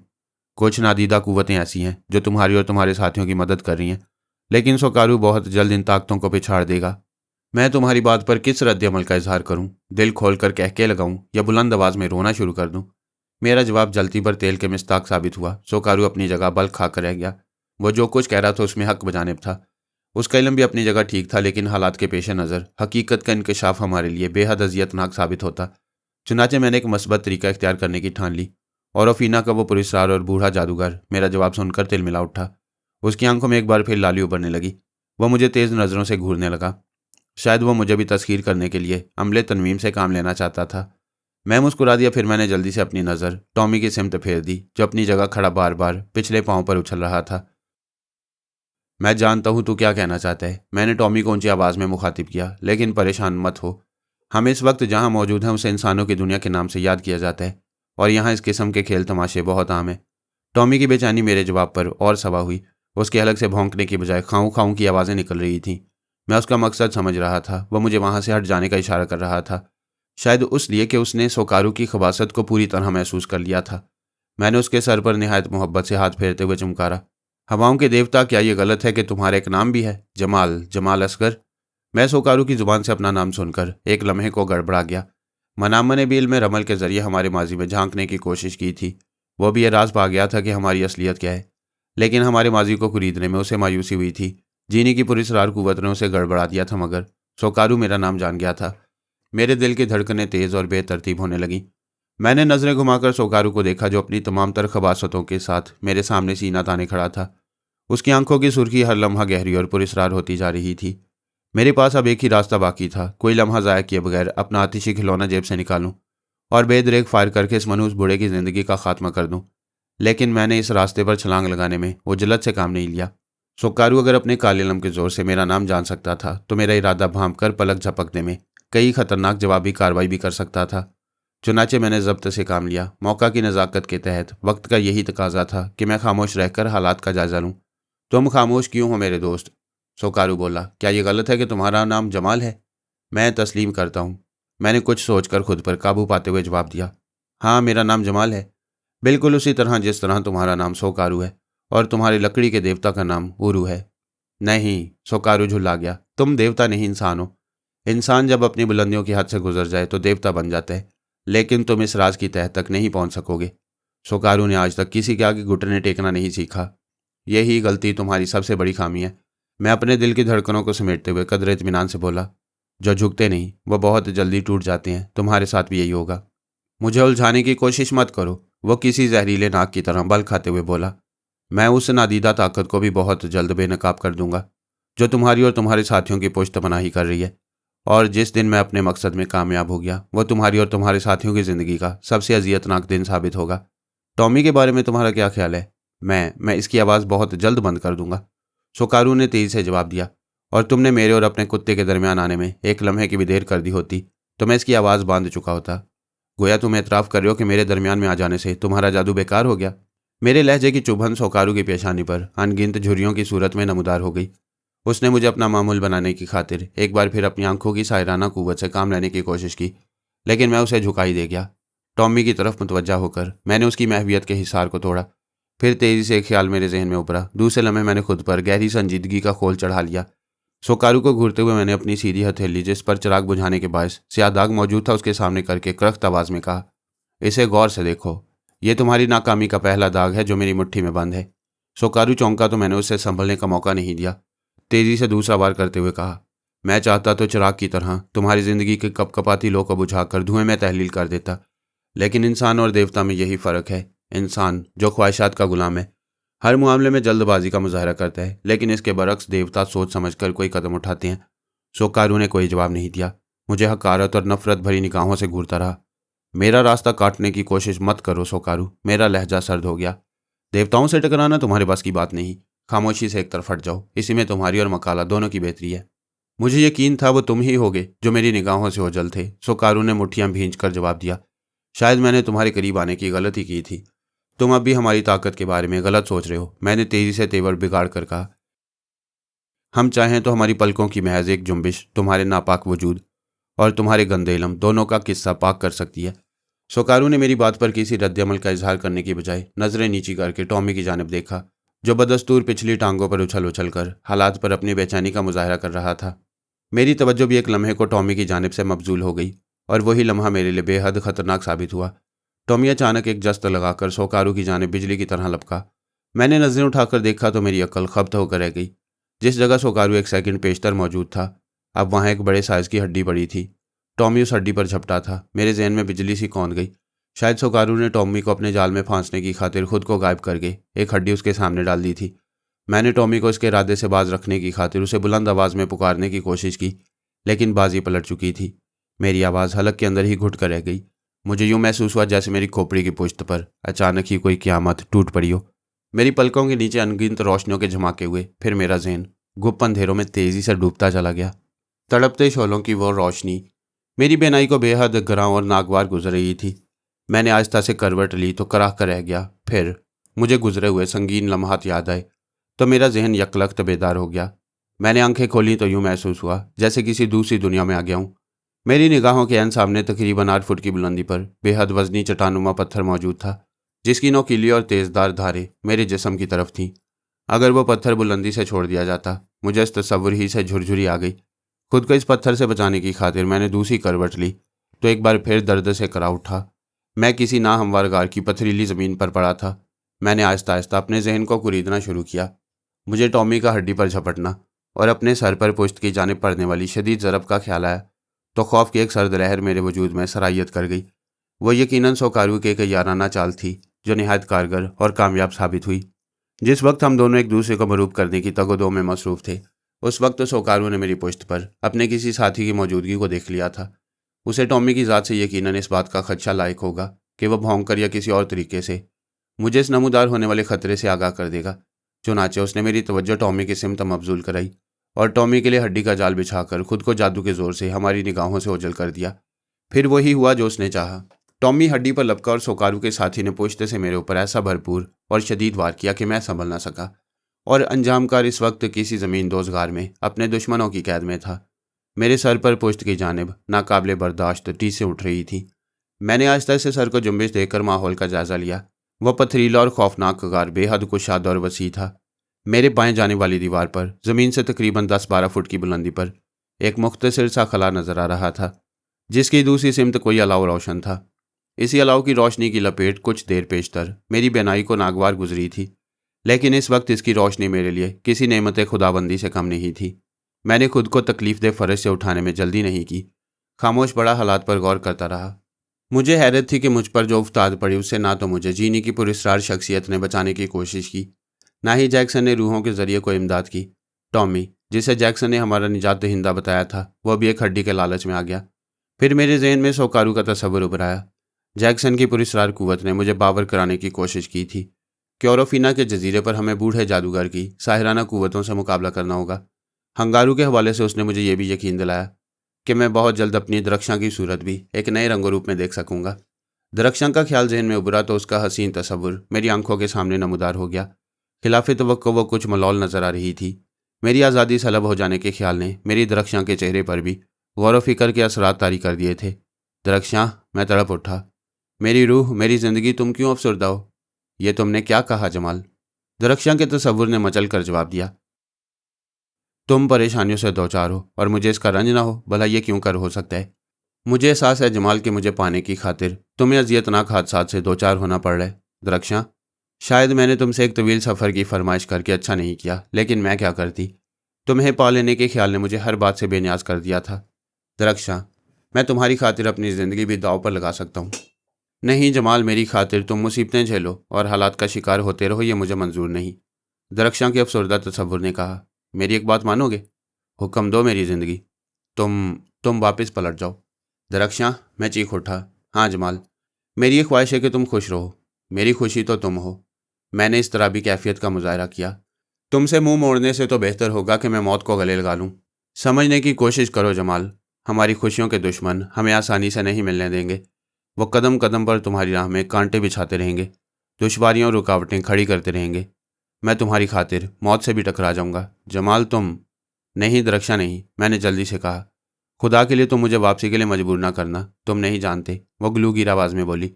हमारे दुश्मनों की तादाद बेशुमार है। मैं तुम्हारे हसूल की खातिर पूरी दुनिया से टकरा जाऊँगा। जमाल, मुझे तुमसे इसी जवाब की तवक्को थी। तुम कितने अजीम हो। काश मैं। दरख्शां मेरे जज्बात की गर्मी पाकर खिल उठी। उसके अफसरदा चेहरे पर जिंदगी से भरपूर मुस्कुराहट फैल गई। वह मुझसे कुछ कहना चाहती थी, मगर अचानक उसकी गहरी झील जैसी खूबसूरत नीली आंखों में खौफ के ताने बाने उभरने लगे। उसने मेरी पुश्त की जानिब दसदीदा नज़रों से देखा, फिर एक पल में मेरी निगाहों से ओझल हो गई। मुझे यूँ महसूस हुआ जैसे कोई दबे कदमों मेरी पुश्त पर चल रहा हो। कदमों की वो आहट मेरा वहम नहीं हो सकती थी। शायद मेरी मौत के हरकारे मेरी शमए हयात को गुल करने की खातिर आ रहे थे। उन्हें तसव्वुरात की वादियों में भी दरख्शां से मेरा मिलाप मंजूर नहीं था। कितने संगदिल और बेरहम थे वो। मैंने आहिस्ता से दूसरी करवट ली। पलटकर पुश्त की सिमत नज़र डाली तो हैरत से दम बखुद रह गया। वो यकीनन जीनी ही थी। उसका नाक नक्शा और खदोखाल सब कुछ बिल्कुल जीनी ही जैसा था। लेकिन मैंने पहली बार जिस जीनी को बहरी उकाब में अपने कैबिन में देखा था, ये वो जीनी नहीं हो सकती थी। वह जीनी भरे भरे और तवाना जिस्म की मालिक थी, बेहद फुर्तीली, चुस्त और चालाक। उसकी निगाहों की चमक नाकाबिले फरामोश थी। उसके जिस्म में जैसे पारा भरा हुआ था, जिसका मुजाहरा मैं अपनी निगाहों से देख चुका था। मगर इस वक्त जो जीनी मेरी निगाहों के सामने मौजूद थी, वह बेहद लागिर और नहीव थी। उसके खदोखाल मुरझाए हुए, खजान रसीदा फूल से भी बदतर नजर आ रहे थे। आंखों के गिर्द बड़े बड़े स्याह हल्के मौजूद थे, जिस्म पर झुर्रियां नजर आ रही थी।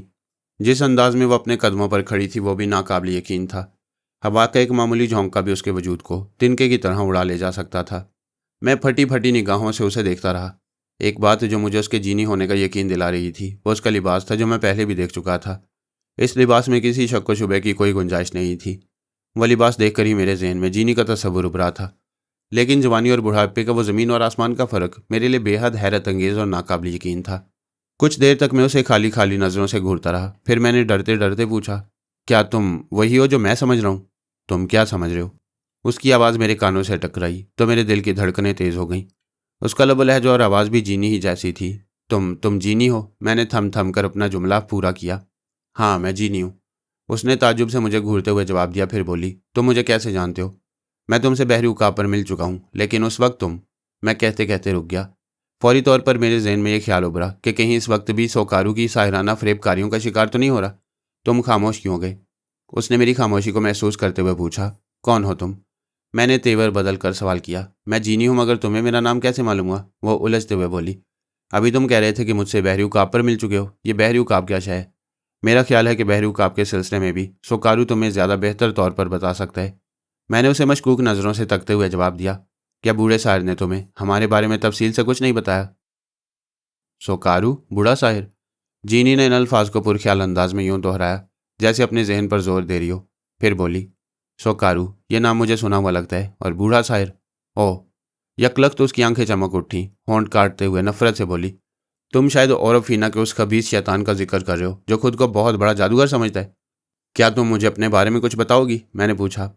अब इन बातों से कुछ हासिल नहीं होगा, वो उदास आवाज़ में बोली।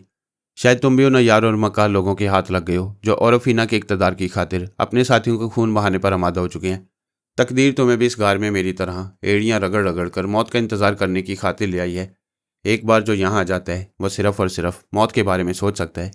लेकिन अब हम एक से दो हो गए हैं। शायद हमारी ज़िंदगी के बाकी मांदा लम्हात सुकून से गुजर जाएं।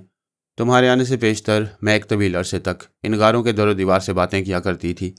फिर मैंने चुप रहने की आदत डाल ली। इसके सिवा मेरे पास और कोई चारा भी नहीं था। तुमने यहाँ से फरार होने के बारे में कभी नहीं सोचा? नहीं, इसलिए कि मैं जानती हूँ मेरे दुश्मन मुझे यहाँ से जिंदा नहीं जाने देंगे। क्या तुम जानती हो कि इस गार से निकलने का रास्ता कौन सा है? शुरू में मैंने भी तुम्हारी तरह इन्हीं बातों पर बेहद गौर किया, लेकिन फिर थक हार कर हालात और माहौल से मुफाहमत कर ली। ये तुम्हारे दुश्मन क्यों बन गए?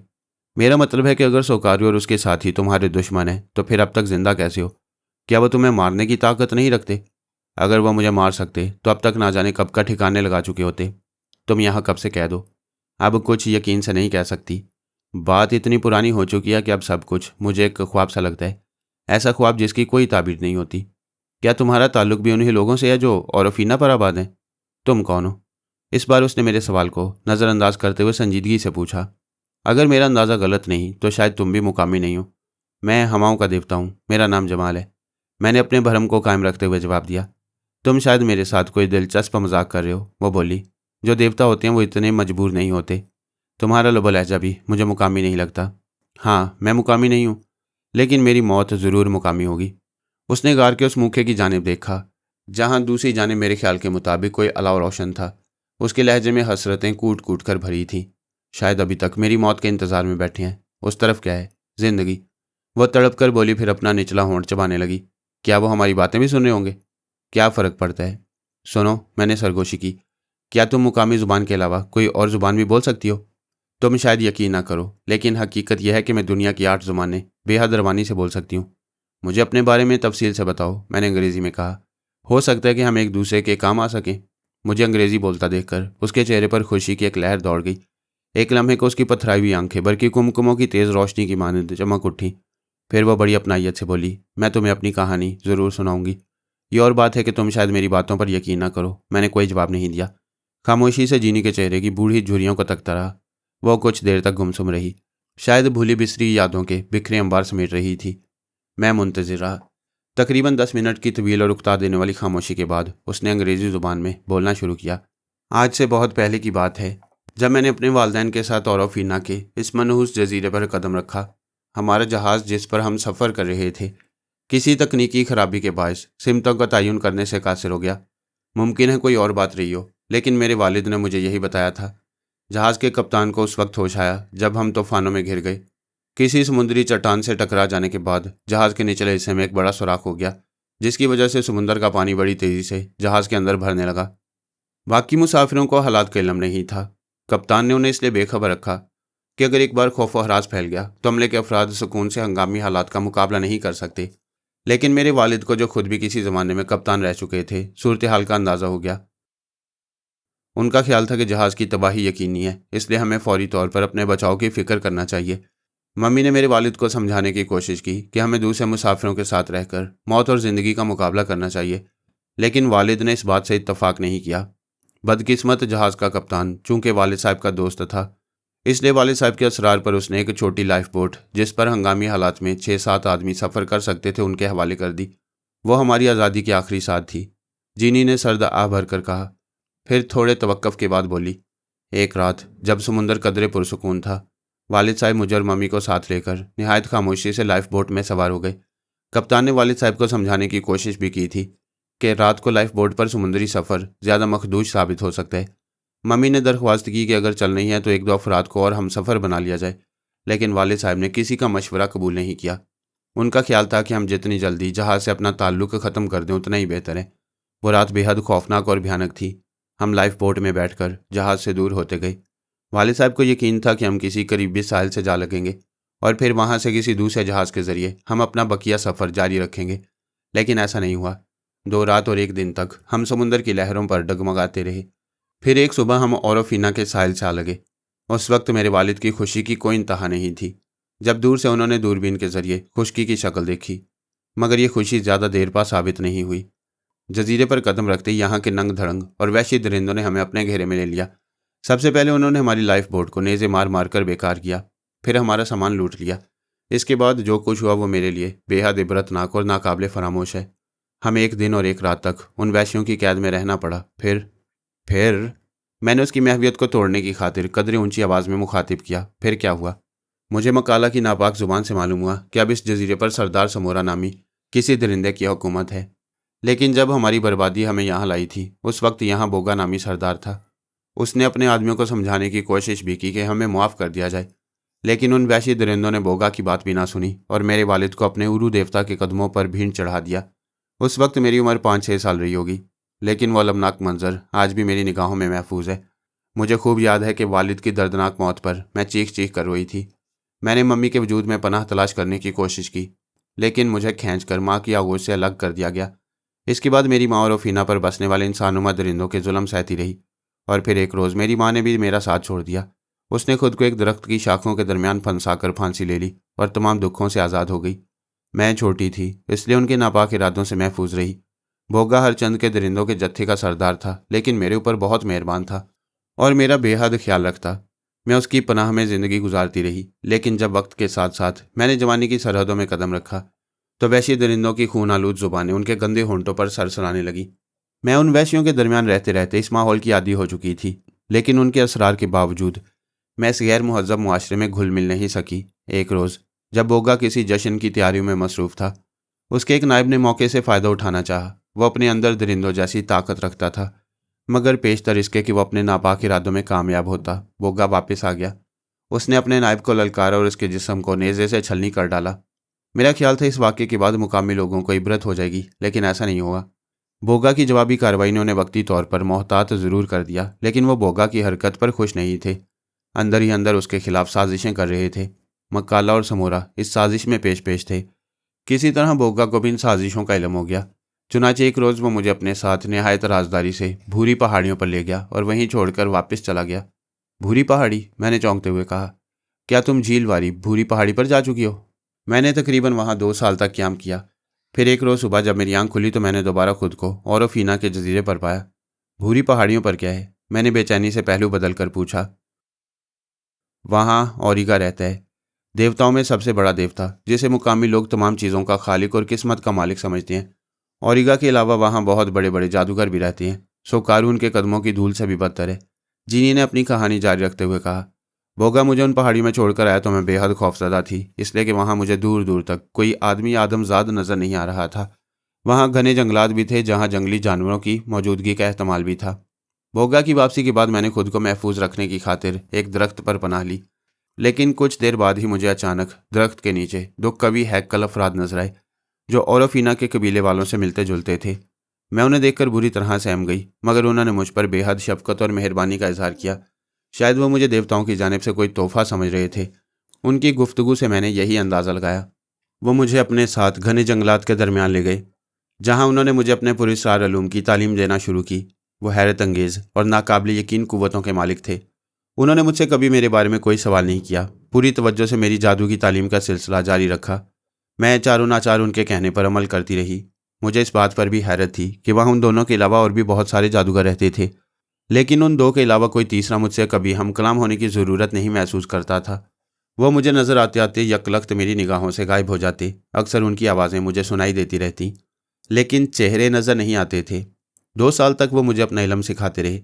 मेरे पास वक्त गुजारने के लिए कोई और ज़रिया नहीं था, इसलिए मैं पूरी तवज्जो से तमाम मालूम सीखती रही। मुझे इस बात पर भी बेहद ताज्जुब था कि वहाँ मुझे ना तो कभी किसी औरत की शक्ल नजर आई, ना ही कोई बच्चा नजर आया। वह सब बहुत तवील उम्र थे और दिन रात अपने इल्म में मगन रहते थे। जीनी एक लम्हे को खामोश हुई, फिर पहलू बदल कर बोलना शुरू किया। तुम शायद मेरी बातों पर यकीन नहीं करोगे, लेकिन यह हकीकत है कि इस 2 साल के अरसे में उन दोनों ने मुझे हर एतबार से नाकाबिले तस्खीर बना दिया। मुझे ऐसे ऐसे कमालात में ताक कर दिया जो खुद मेरे लिए भी नाकाबिल यकीन थे। हवाओं के रुख से मैं आने वाले हालात और ख़तरात का अंदाज़ा कर सकती हूँ। जंगली जानवरों की ज़ुबान समझ सकती हूँ। मैं चाहूँ दूसरों की नज़रों से गायब हो सकती हूँ, बंद कमरों से हवा की तरह गायब हो सकती हूँ और आंख बंद करके दुनिया के एक कोने से दूसरे कोने तक देख सकती हूँ। इसके बावजूद तुम्हारे दुश्मनों ने तुम्हें इस गार में कैद कर रखा है। मैंने जीनी के बयान के तजाद पर नुक्ताचीनी करते हुए कहा। तुम नाकाबिले तस्खीर होने के बावजूद बेबस हो और ख़ुद अपने बयान के मुताबिक इस गार में एड़ियाँ रगड़ रगड़ कर मौत का इंतज़ार करने पर मजबूर हो। हाँ, मेरी एक छोटी सी गलती ने मुझे इस गार तक महदूद कर दिया है। जीनी ने होंठ काटते हुए जवाब दिया। ताकत का नशा दुनिया के तमाम नशों से ज़्यादा तेज़ और जूद असर होता है। मैं भी उसी नशे का शिकार हो गई, ताकत के जोम में। एक दिन मैं देवता उरू के मुकाबले पर आमादा हो गई। बस उसी दिन से मैंने खुद को इस गार तक महदूद कर लिया। ये भूरी पहाड़ी के हजीम जादूगरों का हुक्म है। क्या सोकारू और मकाला को इल्म है कि तुम यहाँ मौजूद हो? नहीं, वो मेरे बारे में कुछ नहीं जानते। ओह, मैं चौंका, फिर कुछ सोचकर जीनी को घूरते हुए बोला। क्या तुमको उम्र के मुख्तलिफ अदवार में वापस लौट जाने का इल्म भी आता है? मुझे मालूम था कि तुम यह सवाल ज़रूर करोगे। जीनी ने एक सरदाह भरकर कहना शुरू किया। तुम मुझे बता चुके हो कि हमारी मुलाकात पहले भी हो चुकी है। तुमने किसी बहरी उकाब का तज़किरा भी किया था। हाँ, मुझे अपनी उम्र के हर हिस्से में वापस जाने और पलट आने का इल्म भी आता है, लेकिन जब मैं एक दौर से दूसरे किसी दौर में दाखिल होती हूँ तो मुझे साबका दौर की बातें याद नहीं रहती। पहले ऐसा नहीं था, लेकिन अब कुछ हैरत अंगेज़ सलाहियतें मुझसे छीन ली गई हैं। कुछ अरसे के लिए मेरे अतालिक जादूगरों ने, जिन्होंने मुझे हवा से खमसा की तमाम कुव्वतों में ताक कर दिया था, मुझसे रबीक भी वापस ले लिया था, लेकिन बाद में वापस कर दिया। शायद इसलिए कि मैं रबीक के बगैर भी नज़रबंदी के फ़न में यकता हो चुकी थी। रबीक क्या शय है? मैंने दिलचस्पी लेते हुए कहा। स्याह रंग का एक तराशीदा पत्थर है जो आज भी मेरे पास मौजूद है। जीनी ने अपने गले से बंधे हुए धागे को बाहर खींचा तो वह स्याह पत्थर भी नजर आने लगा, जो तस्बीह के बड़े दाने के बराबर था और धागे में पिरोया हुआ था। देखो, ये है वो पहला तोहफा जो मेरे अतालिक जादूगर ने दिया था। तुम अगर इसे मुंह में रख लो तो दूसरों को देख सकते हो, लेकिन दूसरे तुम्हें नहीं देख सकते। औरफीना के मजहबी लोगों का ख्याल है कि देवता औरिगा ने रबीक की पूरी माला पहन रखी है और वह जिससे खुश होता है रबीक का एक दाना उसे बख्श देता है। क्या तुम्हारे अलावा और भी लोग हैं जो रबीक हासिल कर चुके हैं? मैं यकीन से नहीं कह सकती, लेकिन जहाँ तक मेरा ख्याल है रबीक के दाने सिर्फ भूरी पहाड़ी के अजीम जादूगरों के पास मौजूद हैं। मैं चंद लम्हों तक हैरत भरी नज़रों से रबीक के स्याह चमकदार दाने को तकता रहा। फिर मैंने गुफ्तगू का रुख बदलते हुए पूछा, क्या तुम मेरे बारे में बता सकती हो कि मैं कौन हूँ? तुम? जीनी ने मेरे चेहरे की जानिब एक नज़र भर कर देखा, फिर मानी खेज लहजे में बोली, तुम अपनी खोई हुई मोहब्बत की तलाश में दर बदर की खाक छानते फिर रहे हो, क्या ये गलत है? नहीं, मैंने तेजी से जवाब दिया। फिर बोला, क्या तुम ये बता सकती हो कि मैं अपनी मोहब्बत की तलाश में कब कामयाब होऊंगा? बता सकती हूँ, लेकिन अगर तुम कबल अज़ वक्त आने वाले कल के हालात से आगाह हो गए तो तुम्हारे रास्ते की दुश्वारियां दो चंद हो जाएंगी। इसलिए मुनासिब यही है कि वक्त का इंतज़ार करो। तुम्हारा क्या ख्याल है? क्या सोकारू और उसके साजिशी दोस्त मुझे यहाँ मेहमान बनाकर लाए हैं? मैंने जलकर कहा। घबराओ मत, जब तक तुम मेरे करीब हो सोकारू तुम्हारा बाल भी बीका नहीं कर सकता, जीनी ने ठोस आवाज़ में कहा।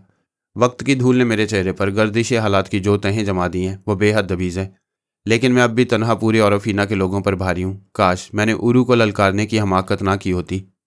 जीनी की शख्सियत का हर पहलू मेरे लिए बेहद पुरस्कार और नाकाबिल यकीन था। मैं उसके मुख्तलिफ पहलुओं को कुरीदता रहा। वो मुझे अपने बारे में तफसील से सब कुछ बताती रही। झील वाली भूरी पहाड़ी पर 2 साल तक जादूगरों से पुरस्कार अलूम सीखने के बाद जब वो दोबारा औरफीना के जजीरे पर वापस आई तो उसकी हैसियत तब्दील हो चुकी थी। वो लोगों के दरमियान आज़ादी और दलेरी से दंदनाती फिरती। जब चाहती खुद को जाहिर करके वैश्यों को शश्तर कर देती और जब चाहती उनकी नज़रों से ओझल हो जाती। उरू कबीले के लोगों ने उसके वालिदैन के साथ जो जुल्म और अजियतनाक बर्ताव किया था वो उसे याद था। चुनाचे वो कबीले के लोगों से इंतकाम लेती रही, पुरस्कार तरीकों से उन्हें चुन चुनकर मौत के घाट उतारती रही। मकाला और सोकारू के अलावा सरदार समोरा भी उसकी फहरिस्त में शामिल थे। वो अगर चाहती तो उन्हें भी ठिकाने लगा सकती थी, मगर जीनी ने कुछ और ठान रखी थी। उसका इरादा था कि वो कबीले के तमाम जवानों को ठिकाने लगाएगी। फिर समोरा, मकाला और सोकारू को इस दर्जा दहशत ज़दा कर देगी कि वो खुद अपने हाथों अपना गला घोंटने पर मजबूर हो जाएंगे, लेकिन कबल इसके कि वो अपने मकसद में कामयाब होती। एक मौका पर जज्बात की रोह में बहकर देवता उरू से टकरा जाने की हमाकत कर बैठी और इसी जुर्म की पादाश में उसे औरिका के इशारे पर गोशा नशीनी का हुक्म सुना दिया गया। चुनाचे उसने खुद को इस गार तक महदूद कर लिया जहां किस्मत ने मुझे भी पहुंचा दिया था। मैं जीनी के माजी के औराक उलटता पलटता रहा, इसका बगौर मुतालिया करता रहा। फिर यह नतीजा खज किया कि जीनी लाशऊरी तौर पर पूरी तरह चाको चौबंद है, लेकिन शऊरी तौर पर उसे इसलिए कदरे मफलूज कर दिया गया था कि वो दोबारा देवताओं की शान में किसी गुस्ताखी या बेअदबी की मुर्तकिब ना हो। मैंने उसे बहरी जहाज़ पर पेश आने वाला वाक़या सुनाया। वह हैरत से मेरी कहानी सुनती रही। मैंने उसे मेज़ उलटने की कहानी सुनाई तो वह मुस्कुरा दी, लेकिन उसने मुझे यही बावर कराने की कोशिश की कि उसे कुछ याद नहीं। मैंने कुछ सोचकर उसे अपने बारे में तमाम हालात से आगाह कर दिया। वह मेरी दास्तानी हयात संजीदगी से सुनती रही। अपनी रुदाद ख़त्म करके मैंने दरख्शां की बाजियाबी के सिलसिले में उसे कुरीदने की कोशिश की तो उसने फिर वही जवाब दिया जो पहले दे चुकी थी। मैंने इस ज़मन में उसे मज़ीद कुरीदना मुनासिब नहीं समझा। कुछ देर तक खामोश रहा, फिर मेरे जहन में साबरी का ख्याल उभर आया। जीनी, क्या तुम साबरी के बारे में भी जानती हो कि वो कौन है? वक्त का इंतज़ार करो, उसने खला में झांकते हुए कहा। हालात की बिखरी हुई कड़ियाँ खुद ब खुद तरतीब पाती चली जाएंगी। साबरी ने मुझे बताया था कि औरफीना का साबिक सरदार बोगा भी जिंदा है। हाँ, वो रहमदिल सरदार जिसने मुझे बर्बाद होने से बचाया अभी तक जिंदा और दुश्मनों की कैद में है। क्या तुम पर यह फ़र्ज़ आयद नहीं होता कि तुम अपने उस मोहसिन को कैदोबंद से आज़ाद करा के खुली फ़िज़ाओं में सांस लेने का मौका फराम करो? मैंने जीनी को उकसाने की कोशिश की। बोगा की आज़ादी तुम्हारे दुश्मनों की मौत का सामान भी फराम कर देगी। मैं जानती हूँ, लेकिन जीनी कुछ कहते कहते खामोश हो गई। उसने नज़र घुमाकर गार के बाएं जानिब देखा, फिर तेज़ी से मेरे करीब आकर मेरा हाथ थाम लिया। वह मेरे मुकाबले में कहीं ज़्यादा कमज़ोर थी, औरत ज़ात थी। मेरा उसका बज़ाहिर कोई मुकाबला नहीं था, लेकिन उसके अंदर बला की शैतानी कुव्वत मौजूद थी। उसके हाथ की गिरफ्त मेरे लिए आहनी शिकंजों से कम नहीं थी। मैं उसकी हरकत का मकसद दरियाफ्त करना चाहता था, लेकिन फिर इसकी ज़रूरत नहीं पेश आई। कदमों की आहट के साथ साथ मकाला और सोकारू सामने आए तो मैं दम बखुद रह गया। कहाँ है वो? मकाला ने हकारत से सोकारू को देखते हुए दरियाफ्त किया तो जीनी की हरकत मुझ पर आज खुद वाज़ेह हो गई। मैं अपने दुश्मनों के सामने मौजूद होने के बावजूद उनकी निगाहों से ओझल था। मकाला के सवाल पर सोकारू ने हैरत से अतराफ का जायजा लिया, फिर संजीदगी से बोला, मुमकिन है वो बदनसीब और अंदर चला गया हो ताकि तारीकी में रहकर हमारी निगाहों से पोशीदा रह सके। फिर सोच ले सोकारू, कहीं तेरा अंदाज़ा गलत ना हो। मकाला गुराया, हो सकता है तेरे काले इल्म ने तुझे धोखा दिया हो। ऐसा नामुमकिन है अजीम मकाला, मैंने उसे अपने इल्म के जोर ही से जेर किया था। फिर वो कहाँ छुपा है? उसे मेरे सामने पेश करो। सोकारू ने जवाब देने की बजाय उस सिमत कदम उठाए जिस सिमत तारीकी थी। ठीक उसी वक्त जीनी ने सरगोशी की और मैंने उसकी हदायत पर अमल करते हुए नडर और बुलंद आवाज़ में कहा, सोकारू, मैं तारीकी में नहीं रोशनी में खड़ा हूँ, लेकिन तेरी स्याह कुव्वत देवताओं के सामने किसी काम नहीं आ सकती। मेरी आवाज़ सुनकर मकाला और सोकारू दोनों उछल पड़े। आवाज़ के रुख पर पलटकर मेरी जानिब देखने लगे, लेकिन शायद मैं उनकी निगाहों से ओझल था जिसका यकीन मुझे सोकारू का जवाब सुनकर हुआ। अगर तुम देवता हो तो मेरे सामने क्यों नहीं आते? मैं तुम्हें बावर कराना चाहता हूँ कि मेरे मुकाबले में तुम्हारी कोई हकीकत नहीं। मैंने जीनी के कहे हुए अल्फाज दोहराए। जिंदगी चाहते हो तो मेरा रास्ता छोड़ दो। मैं तुम्हारी ताकत को तस्लीम नहीं करता, सोकारू की बजाय मकाला छाती पीट कर बोला। अगर तुम लाजवाल कुव्वतों के मालिक हो तो मकाला के सामने आकर मुकाबला करो। मैंने जीनी की सिमत देखा, जो खिलाफ तवक्को कुछ बेचैन नजर आ रही थी। उसकी नज़रें चारों सिमत यूं भटक रही थीं जैसे वो कुछ देखने की कोशिश कर रही हो। उन निगाहों से खौफ झांक रहा था। वो किसी नादीदा खतरे से बेहद हरासा नजर आ रही थी। मेरे दिल की धड़कन तेज हो गई। मैंने सोचा कहीं वो सोकारू की कुव्वत के आगे खुद को कमतर तो नहीं महसूस कर रही। अगर ऐसा हुआ तो मेरा क्या बनेगा। मैंने नजरें घुमाकर सोकारू की जानिब देखा। उसके भद्दे होंठ मुतहर्रिक थे। यकीनन वो मुझे बेनकाब करने की खातिर कोई सैर फूंकने की तैयारी में मसरूफ था। जमाल, जीनी ने तेजी से मुझे मुखातिब किया, ये लो, ये रबीक तुम्हें तोहफा दे रही हूँ। इसके जरिए तुम अपने देवता होने के ढोंग को बरकरार रख सकते हो, लेकिन खबरदार इसे कभी गले से उतारने की हमाकत ना करना। जीनी ने एक हाथ से रबीक वाला धागा अपने गले से उतार कर मेरे गले में डाला, फिर मेरा हाथ छोड़ दिया। दूसरे लम्हे वो नज़रों से गायब हो गई और उसी लम्हे सोकारू खुशी से चीख पड़ा, मकाला देख, तेरा दुश्मन तेरे सामने मौजूद है। मेरे हिसार ने उस हिसार को चिकनाचूर कर दिया जो इसने अपने गिर्द कायम कर रखा था। मैंने बौखलाकर मकाला की जानिब देखा। वो अपना नेज़ा मेरी जानिब तान चुका था। उसकी खूंखार नज़रों से बला की दरिंदगी झांक रही थी। जीनी की गिरफ्त से आज़ाद हो जाने के बाद उनके सामने आ गया था। फौरी तौर पर मेरे जहन में रबीक का ख्याल उभरा। इस याददानी को मुंह में रखकर मैं दोबारा उनकी नज़रों से ओझल हो सकता था। मैंने अपना हाथ तेज़ी से रबीक की जानिब बढ़ाया, लेकिन मकाला अपना वार कर चुका था।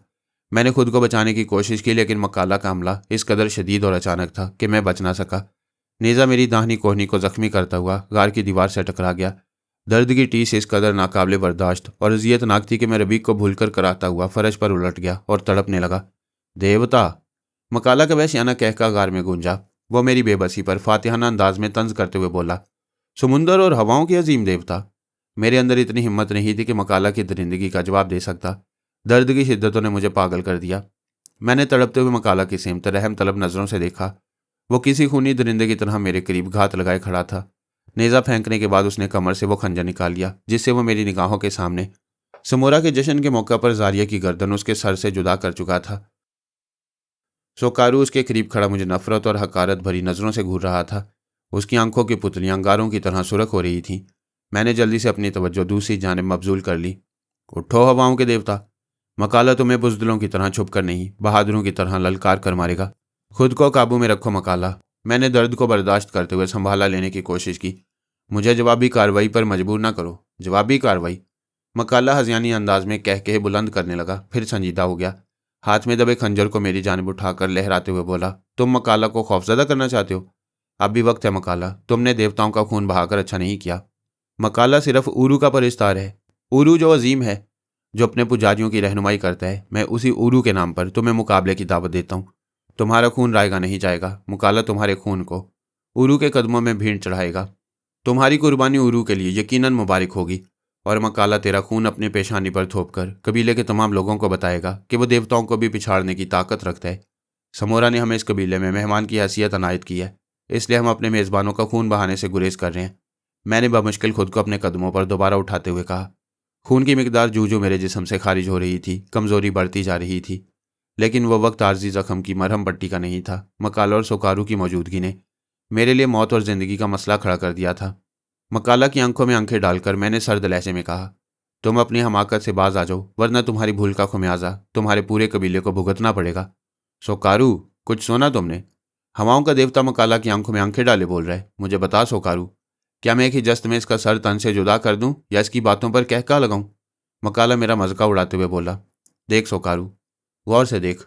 हवाओं का जख्मी देवता अपने कदमों पर खड़ा डोल रहा है। तू कहे तो मैं इसे फूंक मारकर उड़ा दूं, अपने कदमों से रौंद डालूं, या फिर इसे अजीम उरू के कदमों तक घसीटता हुआ ले चलूं और इसके जिस्म के टुकड़े करके देवता के कदमों में डाल दूं।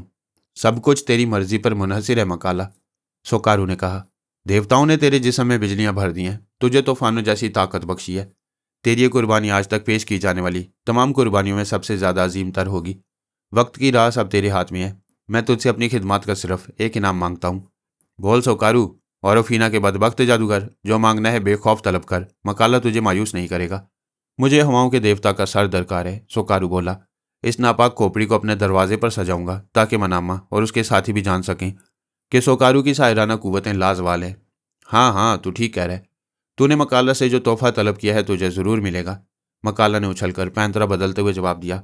फिर मुझसे और करीब होते हुए बोला, देवता तुम खामोश क्यों हो, कुछ बोलो, कोई आखिरी ख्वाहिश मकाला के सामने पेश करो। मेरी हालत उस मासूम भेड़ से मुख्तलिफ नहीं थी जो अचानक भेड़ियों के झुंड में फंस गई हो। मकाला बेहद खूंखार हो रहा था। सोकारू की साहिराना कुव्वतें उसकी पुश्त पनाही कर रही थीं। मेरे जख्म से उठने वाली दर्द की शदीद टीसें मेरे लिए नाकाबिले बर्दाश्त थीं। मैंने सोचा क्यों ना इस आखिरी वक्त में मकाला से चंद लम्हे उधार मांग लूं, आराम से खुरदरे फर्श पर दराज होकर आंखें बंद कर लूं, कुछ देर सुकून से सांस ले सकूं, फिर मौत की आगोश में हमेशा के लिए डूब जाऊं। शायद मेरे मुकद्दर में यही दर्ज था। क्या बात है देवता? मकाला, जो मेरी बेबसी का मजाक उड़ाने पर तुला हुआ था, मुझे पुचकारते हुए बोला, तुम्हारे चेहरे पर मुर्दनी क्यों फैल रही है? क्या आसमानी ताकतें तुमसे रूठ गई हैं, या फिर तुम हवाओं के तेज़ो तुंद तूफानों को तलब करने के लिए कोई अमल करने में मसरूफ हो? कुछ तो कहो देवता, क्या है तुम्हारे मन में? क्या सोच रहे हो महाराज? मकाला, सोकारू ने इस बार संजीदगी से कहा, देर मत करो, जो कुछ करना है जल्दी कर गुजरो, वरना क्या होगा खबीस बूढ़े? मकाला ने गरज कर पूछा। नेक साहतें गुजरती जा रही हैं। हाँ, मेरा इल्म कहते अगर तुमने देर लगाई तो पांसा पलट जाएगा। शायद तेरी खोपड़ी पलट गई, बदबख्त बूढ़े। मकाला हकारत से बोला। खामोश खड़ा रहे, मेरा शिकार कोई मासूम परिंदा नहीं, देवता है, देवता, हवाओं का देवता, जो समुंदर के देवता से बिछड़कर कमजोर हो गया है। मैं इस अजीम देवता को सिसका सिसका कर बेहद शानदार मगर अजियतनाक मौत मारूंगा। मकाला, मेरी बात मान ले, सोकारू का स्याइलम। जुबान बंद रख, गीदड़ की औलाद। मकाला ने सोकारू पर गुराते हुए मेरी जानिब देखा, फिर मेरे तरफ दायरे की सूरत में चकराते हुए बोला, मकाला, इतने सुकून और इतने आराम से देवता की भींट नहीं लेगा। इसकी शक्ल को गौर से देख सोकारू। जिंदगी की परछाई मौत की कड़ी धूप के आगे मांद पड़ती जा रही है। ये हवाओं का देवता है। हाँ, वही देवता जिसके साथी ने मेरे दुश्मन को रसौली के अताब से निजात दिलाई। ये वही है जिसने बुज़दिलों की तरह छुपकर मेरे 3 बेहतरीन दोस्तों को मारा और फिर शायद उनके अकड़े हुए जिस्म समुंदर की लहरों के हवाले कर दिए। दिल भर कर इसे देख ले बूढ़े खबीस, ये मेरा वही शिकार है जिसकी तलाश में मकाला ने अपनी मुतअद्दिद पुरसुकून रातें बर्बाद की हैं। इसने और इसके साथियों ने समोरा और साबरी को अपने आधे जहाज पर पनाह दी थी। फिर मैं इसे इतनी जल्दी कैसे ख़त्म कर दूं? अभी तो मुझे इसके गंदे खून से अपने इंतकाम की प्यास बुझाना है। मकाला, मैंने कुछ कहना चाहा, लेकिन मकाला, जिस पर दरिंदगी का भूत सवार था, वो चल पड़ा। खुशी से नारे लगाते हुए बोला, सुन सोकारू, कान लगाकर गौर से सुन। हवाओं का देवता मकाला से कुछ कहना चाहता है। हाँ हाँ, मांग। क्या मांगना चाहता है? मुझे बड़ी शिद्दत से प्यास लग रही है। मैंने थूक निकलते हुए पहली बार निहायत बेबसी से सच बोला। मुझे थोड़ा सा पानी पिला दे, इसके बाद तुझे इख्तियार है। क्या? मकाला ने चौंक कर हैरत से मुझे घूरते हुए कहा। क्या तू मकाला से मुकाबला नहीं करेगा? क्या देवताओं की सारी अजीम कुव्वतें नेज़े के एक ही वार से जंग आलूद हो गई हैं? मुझे थोड़ा सा पानी पिला दे, और मुझे कुछ नहीं चाहिए, मैंने हाँफते हुए शिकिस्त खुर्दा आवाज़ में दरख्वास्त की। सोकारू, अजीम हंगारू की नाजायज़ औलाद, कुछ सुना तुमने? हवाओं का देवता मकाला से पानी मांग रहे। मकाला खुशी से उछलने लगा। वो अपना खंजर बार बार हवा में बिजली की तरह लहरा रहा था और उल्टे हाथ से अपनी छाती ठोंकता जाता था। मेरी खस्ता हालत ने उसकी बर्बरियत को हवा दे दी थी। वह दिल खोलकर अपनी फतह का जश्न मनाना चाहता था। उसकी जगह मैं होता तो शायद मैं भी इसी अंदाज में खुशी से दीवाना हो जाता। मकाला, सोकारू ने एक बार फिर बेहद संजीदगी से उसे मुखातिब किया। मसरूर सातें गुजरती जा रही हैं, वक्त बर्बाद मत कर, तुझे अजीम उरू मुकद्दस औरिगा की कसम। जलील कुत्ते, खबरदार, जो तूने अपनी गंदी जुबान से दोबारा मुकद्दस औरिगा का नाम लिया। मकाला गरज कर बोला। मैं तेरे आगे हाथ जोड़ता हूँ, वक्त की कदर कर, सोकारू ने घबराए हुए लहजे में कहा। फिर फटी फटी नजरों से गार की नाहमवार छत को इधर उधर घूरते हुए खौफजदा आवाज में बोला, मेरा इल्म कभी झूठ नहीं बोलता। मैं देख रहा हूँ कि चारों तरफ धुंध की चादर गहरी होती जा रही है। मेरी आंखें चुंधिया रही हैं। मकाला, मेरी दरख्वास्त कबूल कर ले, वरना यह सुनहरी मौका तेरे हाथ से निकल जाएगा। मकाला किसी जख्मी दरिंदे की तरह बिजली की मानंद सोकारू की जानिब पलट पड़ा। शायद सोकारू की बार बार की मुदाखलत ने उसका पारा चढ़ा दिया था। उसके तेवर बेहद खतरनाक हो गए। सोकारू जल्दी से 2 कदम पीछे हट गया। मकाला ने अपना खंजर फिजा में उछाला, फिर उसे उल्टा थाम लिया। उसकी सुरख आंखें सोकारू पर मरकूज थीं। उसने अपना खंजर वाला हाथ तेजी से फैलाकर पुश्त की जानिब किया। मैं समझ रहा था कि अब सोकारू की मौत यकीनी है। खंजर फेंकने के ऐसे खतरनाक तरीके मैं बार बार खेल तमाशों में देख चुका था, लेकिन उस वक्त जो कुछ होने वाला था वो एक संगीन हकीकत थी। मैं मौत से नहीं डरता मकाला, लेकिन मेरी बात पर एतबार कर, सोकारू ने बदस्तूर सहमी हुई आवाज़ में कहा। मेरी कुव्वत बेनाई धुंध के उस पार नहीं देख सकती, लेकिन मेरा इल्म कहता है कि कोई अजीम ताकत हवा में परवाज करती हुई हमारी सिमत आ रही है। मकाला ने कोई जवाब न दिया। उसकी कहर आलूद नजरें सोकारू के सीने पर जमी हुई थीं। फिर उसने अचानक कमर को थोड़ा सा खम दिया, साथ ही उसका दाहिना शाना पुश्त की जानिब झुका। उसकी कलाई में लोच पैदा हुआ तो मैंने खौफ से अपनी आंखें बंद कर लीं। मैं जानता था कि अब क्या होने वाला है। मैं वो खूनी मंजर नहीं देखना चाहता था। सोकारू की मौत मेरे हक में बेहतरी का सबब थी, लेकिन मेरे अंदर इतनी हिम्मत नहीं थी कि मौत और जिंदगी के इस कर्मनाक खेल को देख सकता। मुझे इस बात पर भी हैरत थी कि सोकारू सिफली और काले इल्म में अमल दखल रखने के बावजूद मकाला के सामने भीगी बिल्ली बना हुआ था। मैं आंखें बंद किए खड़ा रहा। मुझे यकीन था कि किसी भी लम्हे मकाला का फेंका हुआ खंजर सोकारू के सीने में दस्ते तक उतर जाएगा और बूढ़े सार के हलक से निकलने वाली चीख रूह और जिस्म के ताल्लुक का रिश्ता हमेशा हमेशा के लिए ख़त्म कर देगी। मेरे दिल की धड़कनें बतदरीज तेज़ होती जा रही थीं। मैं समझ रहा था कि सोकारू के बाद मेरी बारी होगी, मगर कुदरत को कुछ और ही मंजूर था। लुबान और संदल की खुशबू का वह तेज़ झोंका मेरी कुव्वत शामा से टकराया तो मैंने जल्दी से आंखें खोल दी। वह मंजर मेरे लिए नाकाबिल यकीन था। सोकारू और मकाला दोनों मुझे अपनी अपनी जगह यूं साकित और जामद नजर आ रहे थे, जैसे वह इंसान नहीं पत्थर के मुजस्मे थे जिन्हें किसी संग तराश ने निहायत महारत से एक खूनी मंजर में ढाल दिया हो। सोकारू की आंखों में खौफ और दहशत के तासुरात मुंजमद होकर ठहर गए थे। उसके दोनों हाथ फिजा में यूं बुलंद नजर आ रहे थे जैसे वो मौत से पनाह की दरख्वास्त कर रहा हो, और मकाला अपनी जगह कहरो गजब का शाहकार बना खड़ा था। उसका जिस्म आगे की जानिब झुका हुआ था। निगाहें बदस्तूर बड़ी बेरहमी से सोकारू के सीने पर गड़ी थीं। उसका खंजर वाला हाथ सर की सीध में ऊपर फिजा में थम गया था। मैं अभी फटी फटी निगाहों से वह मंजर देख ही रहा था कि पुश्त से एक आवाज़ उभर कर मेरे कानों से टकराई। तमाशा ठप हो गया, खेल ख़त्म, पैसा हजम। मुझे अपनी सांसें हलक में फंसती महसूस हुई। मैं हैरत से उछल पड़ा। वो आवाज़ मेरे लिए बेहद मानूस थी। मैंने बड़ी तेज़ी से पलट कर देखा। मेरी आंखें फरते हैरत से खुली की खुली रह गईं। मेरे सामने वही मजजूब मौजूद था जिसे मैंने पहली बार माँ की कब्र पर देखा था। उसके जिस्म पर इस वक्त भी मैल से चिकटा हुआ पजामा नजर आ रहा था। दाढ़ी और सर के बाल खुदरो झाड़ियों की तरह बेतहाशा बड़े हुए थे। जिस्म पर मैल और गंदगी की मोटी मोटी तहें मौजूद थीं। सीने पर बाएं जानिब जख्म का एक गहरा निशान था जिसके अतराफ गाढ़ा गाढ़ा खून जमा नजर आ रहा था। उसकी रोशन आंखें सोकारू और मकाला पर जमी हुई थीं। मैं हैरत भरी निगाहों से खुदा के इस बरगजीदा बंदे को देखता रहा जो इसके हकीकी में डूबकर खुद से भी बेनियाज हो गया था। वो मेरे ज़हन की परवाह से कहीं ज़्यादा बुलंद था। उसकी आंखों की वहशतों में कायनात के सारे रंग अयां होकर रह गए थे। वो ज़मानो मकान की कैद से आज़ाद था। फासले उसके लिए कोई हकीकत नहीं रखते थे। वो खुदा की वाहदानियत में दीवानगी की तमाम सरहदों को फलांग गया था। सोकारू ने शादी से लिए मकाला को जल्दबाजी का मशवरा दिया था। उसकी गंदी और नापाक कुव्वतों ने मज्जूब को नहीं देखा, मगर वो इतना ज़रूर समझ गया था कि वक्त का ज़िया उनके हक़ में नुकसानदेह साबित होगा, और उसके शुबहात दुरुस्त साबित हुए। मैं पलकें झपकाए बगैर मज्जूब को देखता रहा।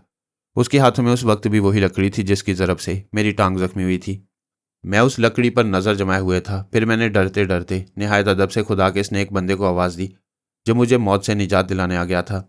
बाबा, मैं तुमसे शर्मिंदा हूँ। मेरी आवाज़ सुनकर वो चौंका, हैरत से दीवानों की तरह मुझे देखने लगा। फिर दाढ़ी खुजाते हुए बोला, तू तू कौन है? मैं तुम्हारी दुआओं का तलबगार हूँ। मैंने बेहद आजिज़ी से कहा, मुझे तुम्हारी निगाह करम दरकार है। चूहे दान में फंस कर बिलबिला रहे, लालच में आकर दुम कटा बैठा, उसने मुझे घूरते हुए कहा। हालात से कबड्डी खेलते खेलते पटखनियाँ खा गया, उड़ा उड़ा धम हो गया।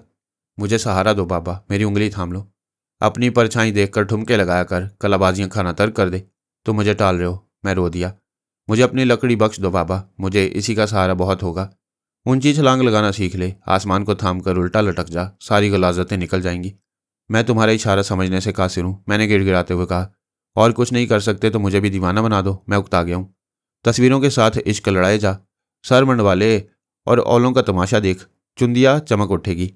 मैं तुम्हें खुदा का वास्ता देता हूँ बाबा, मुझे मायूस मत करो। मैं हाथ जोड़कर बोला, मुझे और मेरे साथियों को इस गोरख धंधे से निजात दिला दो। फंस गया फंस गया, वह ज़मीन पर लकड़ी मारते हुए बोला। जुल्फ़े दराज में तिनका फंस गया। मैं दीवारों से सर टकरा टकरा कर अपनी जान दे दूंगा, मैंने मुट्ठियां भींच कर कहा। तो मेरी मदद को आए हो तो फिर खुलकर मेरी रहनुमाई करो। मजजूब ने मुझे संजीदगी से घूरा, यूं जैसे वह मेरी बात का मफहूम समझने की कोशिश कर रहा हो। मैं बिखर चुका हूं, मुझे समेट दो, मैंने रिक्कत भरे लहजे में इल्तिजा की। घुप अंधेरों में मेरा दम घुटने लगा है। मेरी एक बात मानेगा? इस बार मजजूब ने बड़ी राजदारी से सरगोशी की। तुम हुक्म दो बाबा, तुम्हारे इशारे पर मैं अपनी जान भी दे सकता हूँ। राह चलते ज़मीन की खाक उठाकर फांक लिया कर। वो आंख मारते हुए मुस्कुराया। पेट के सारे कीड़े मर जाएंगे। मैं अपनी जगह तिल मिलाकर रह गया। मिर्चें चबाया कर, आदत पड़ जाएगी। मुझे ज़िंदगी नहीं मौत चाहिए, मैं चीख उठा। तुम मुझे ज़िंदगी नहीं दे सकते तो मुझे मार डालो। कितनी बार मरेगा? एक बार, दो बार, 3 बार या 13 बार? मजजूब ने हकारत से कहा। फिर मेरे करीब आते हुए बोला, अंधे कुएं में छलांग लगा दे, आंख बंद करके डूब जा। भीग गया तो तेरा बेड़ा पार हो जाएगा, और खुश्क रहा तो क्या होगा? आंधी और तूफान आते रहेंगे, खाक उड़ती रहेगी। मैं होंठ काट कर रह गया। वो कदम उठाते उठाते मेरे बहुत करीब आ गया। मेरी निगाह उसके हाथ पर पड़ी जिसमें लकड़ी की एक मैली कुचैली अंगूठी मौजूद थी। जाने क्यों मेरे जहन में उस अंगश्तरी के हसूल का ख्याल बड़ी तेजी से उभरा। मैंने कुछ सोचे समझे बगैर मजजूब का हाथ थाम लिया और अंगूठी पर अपनी गिरफ्त मजबूत कर दी। शायद मेरी जहनी रौब बहक गई थी या फिर कोई गैबी ताकत मेरी रहनुमाई कर रही थी। छोड़ दे, छोड़ दे। आज नहीं छोड़ूंगा बाबा। तुम्हें कुछ ना कुछ मुझे देकर जाना होगा, जिंदगी या मौत, जो तुम्हारी मर्जी आए। मजजूब के चेहरे का रंग बदल गया। उसकी आंखें शोले उगलने लगीं। मैंने खौफजदा होकर अपना हाथ घसीट लिया। लकड़ी की अंगूठी मेरी मुट्ठी में आ गई थी। मैंने जल्दी से उसे अपनी अंगश्ते शहादत में डाल दिया। जा, चला जा, दूर हो जा। मजजूब के तेवर बदल गए, लेकिन उसकी आवाज़ में कहर था। मैं सहम कर पीछे हटा तो नाहमवार ज़मीन पर मेरे कदम डगमगा गए। मैंने संभलने की कोशिश की मगर संभल ना सका। लड़खड़ाकर खुरदरे फर्श पर गिरा तो मेरी आंखों के नीचे अंधेरा फैलने लगा। मैंने तेज तेज पलकें झपकाना शुरू कर दी, लेकिन अंधेरे के बादल और गहरे होते चले गए। फिर मेरे जहन की तमाम सलाहियतें भी अंधेरे में डूब गईं।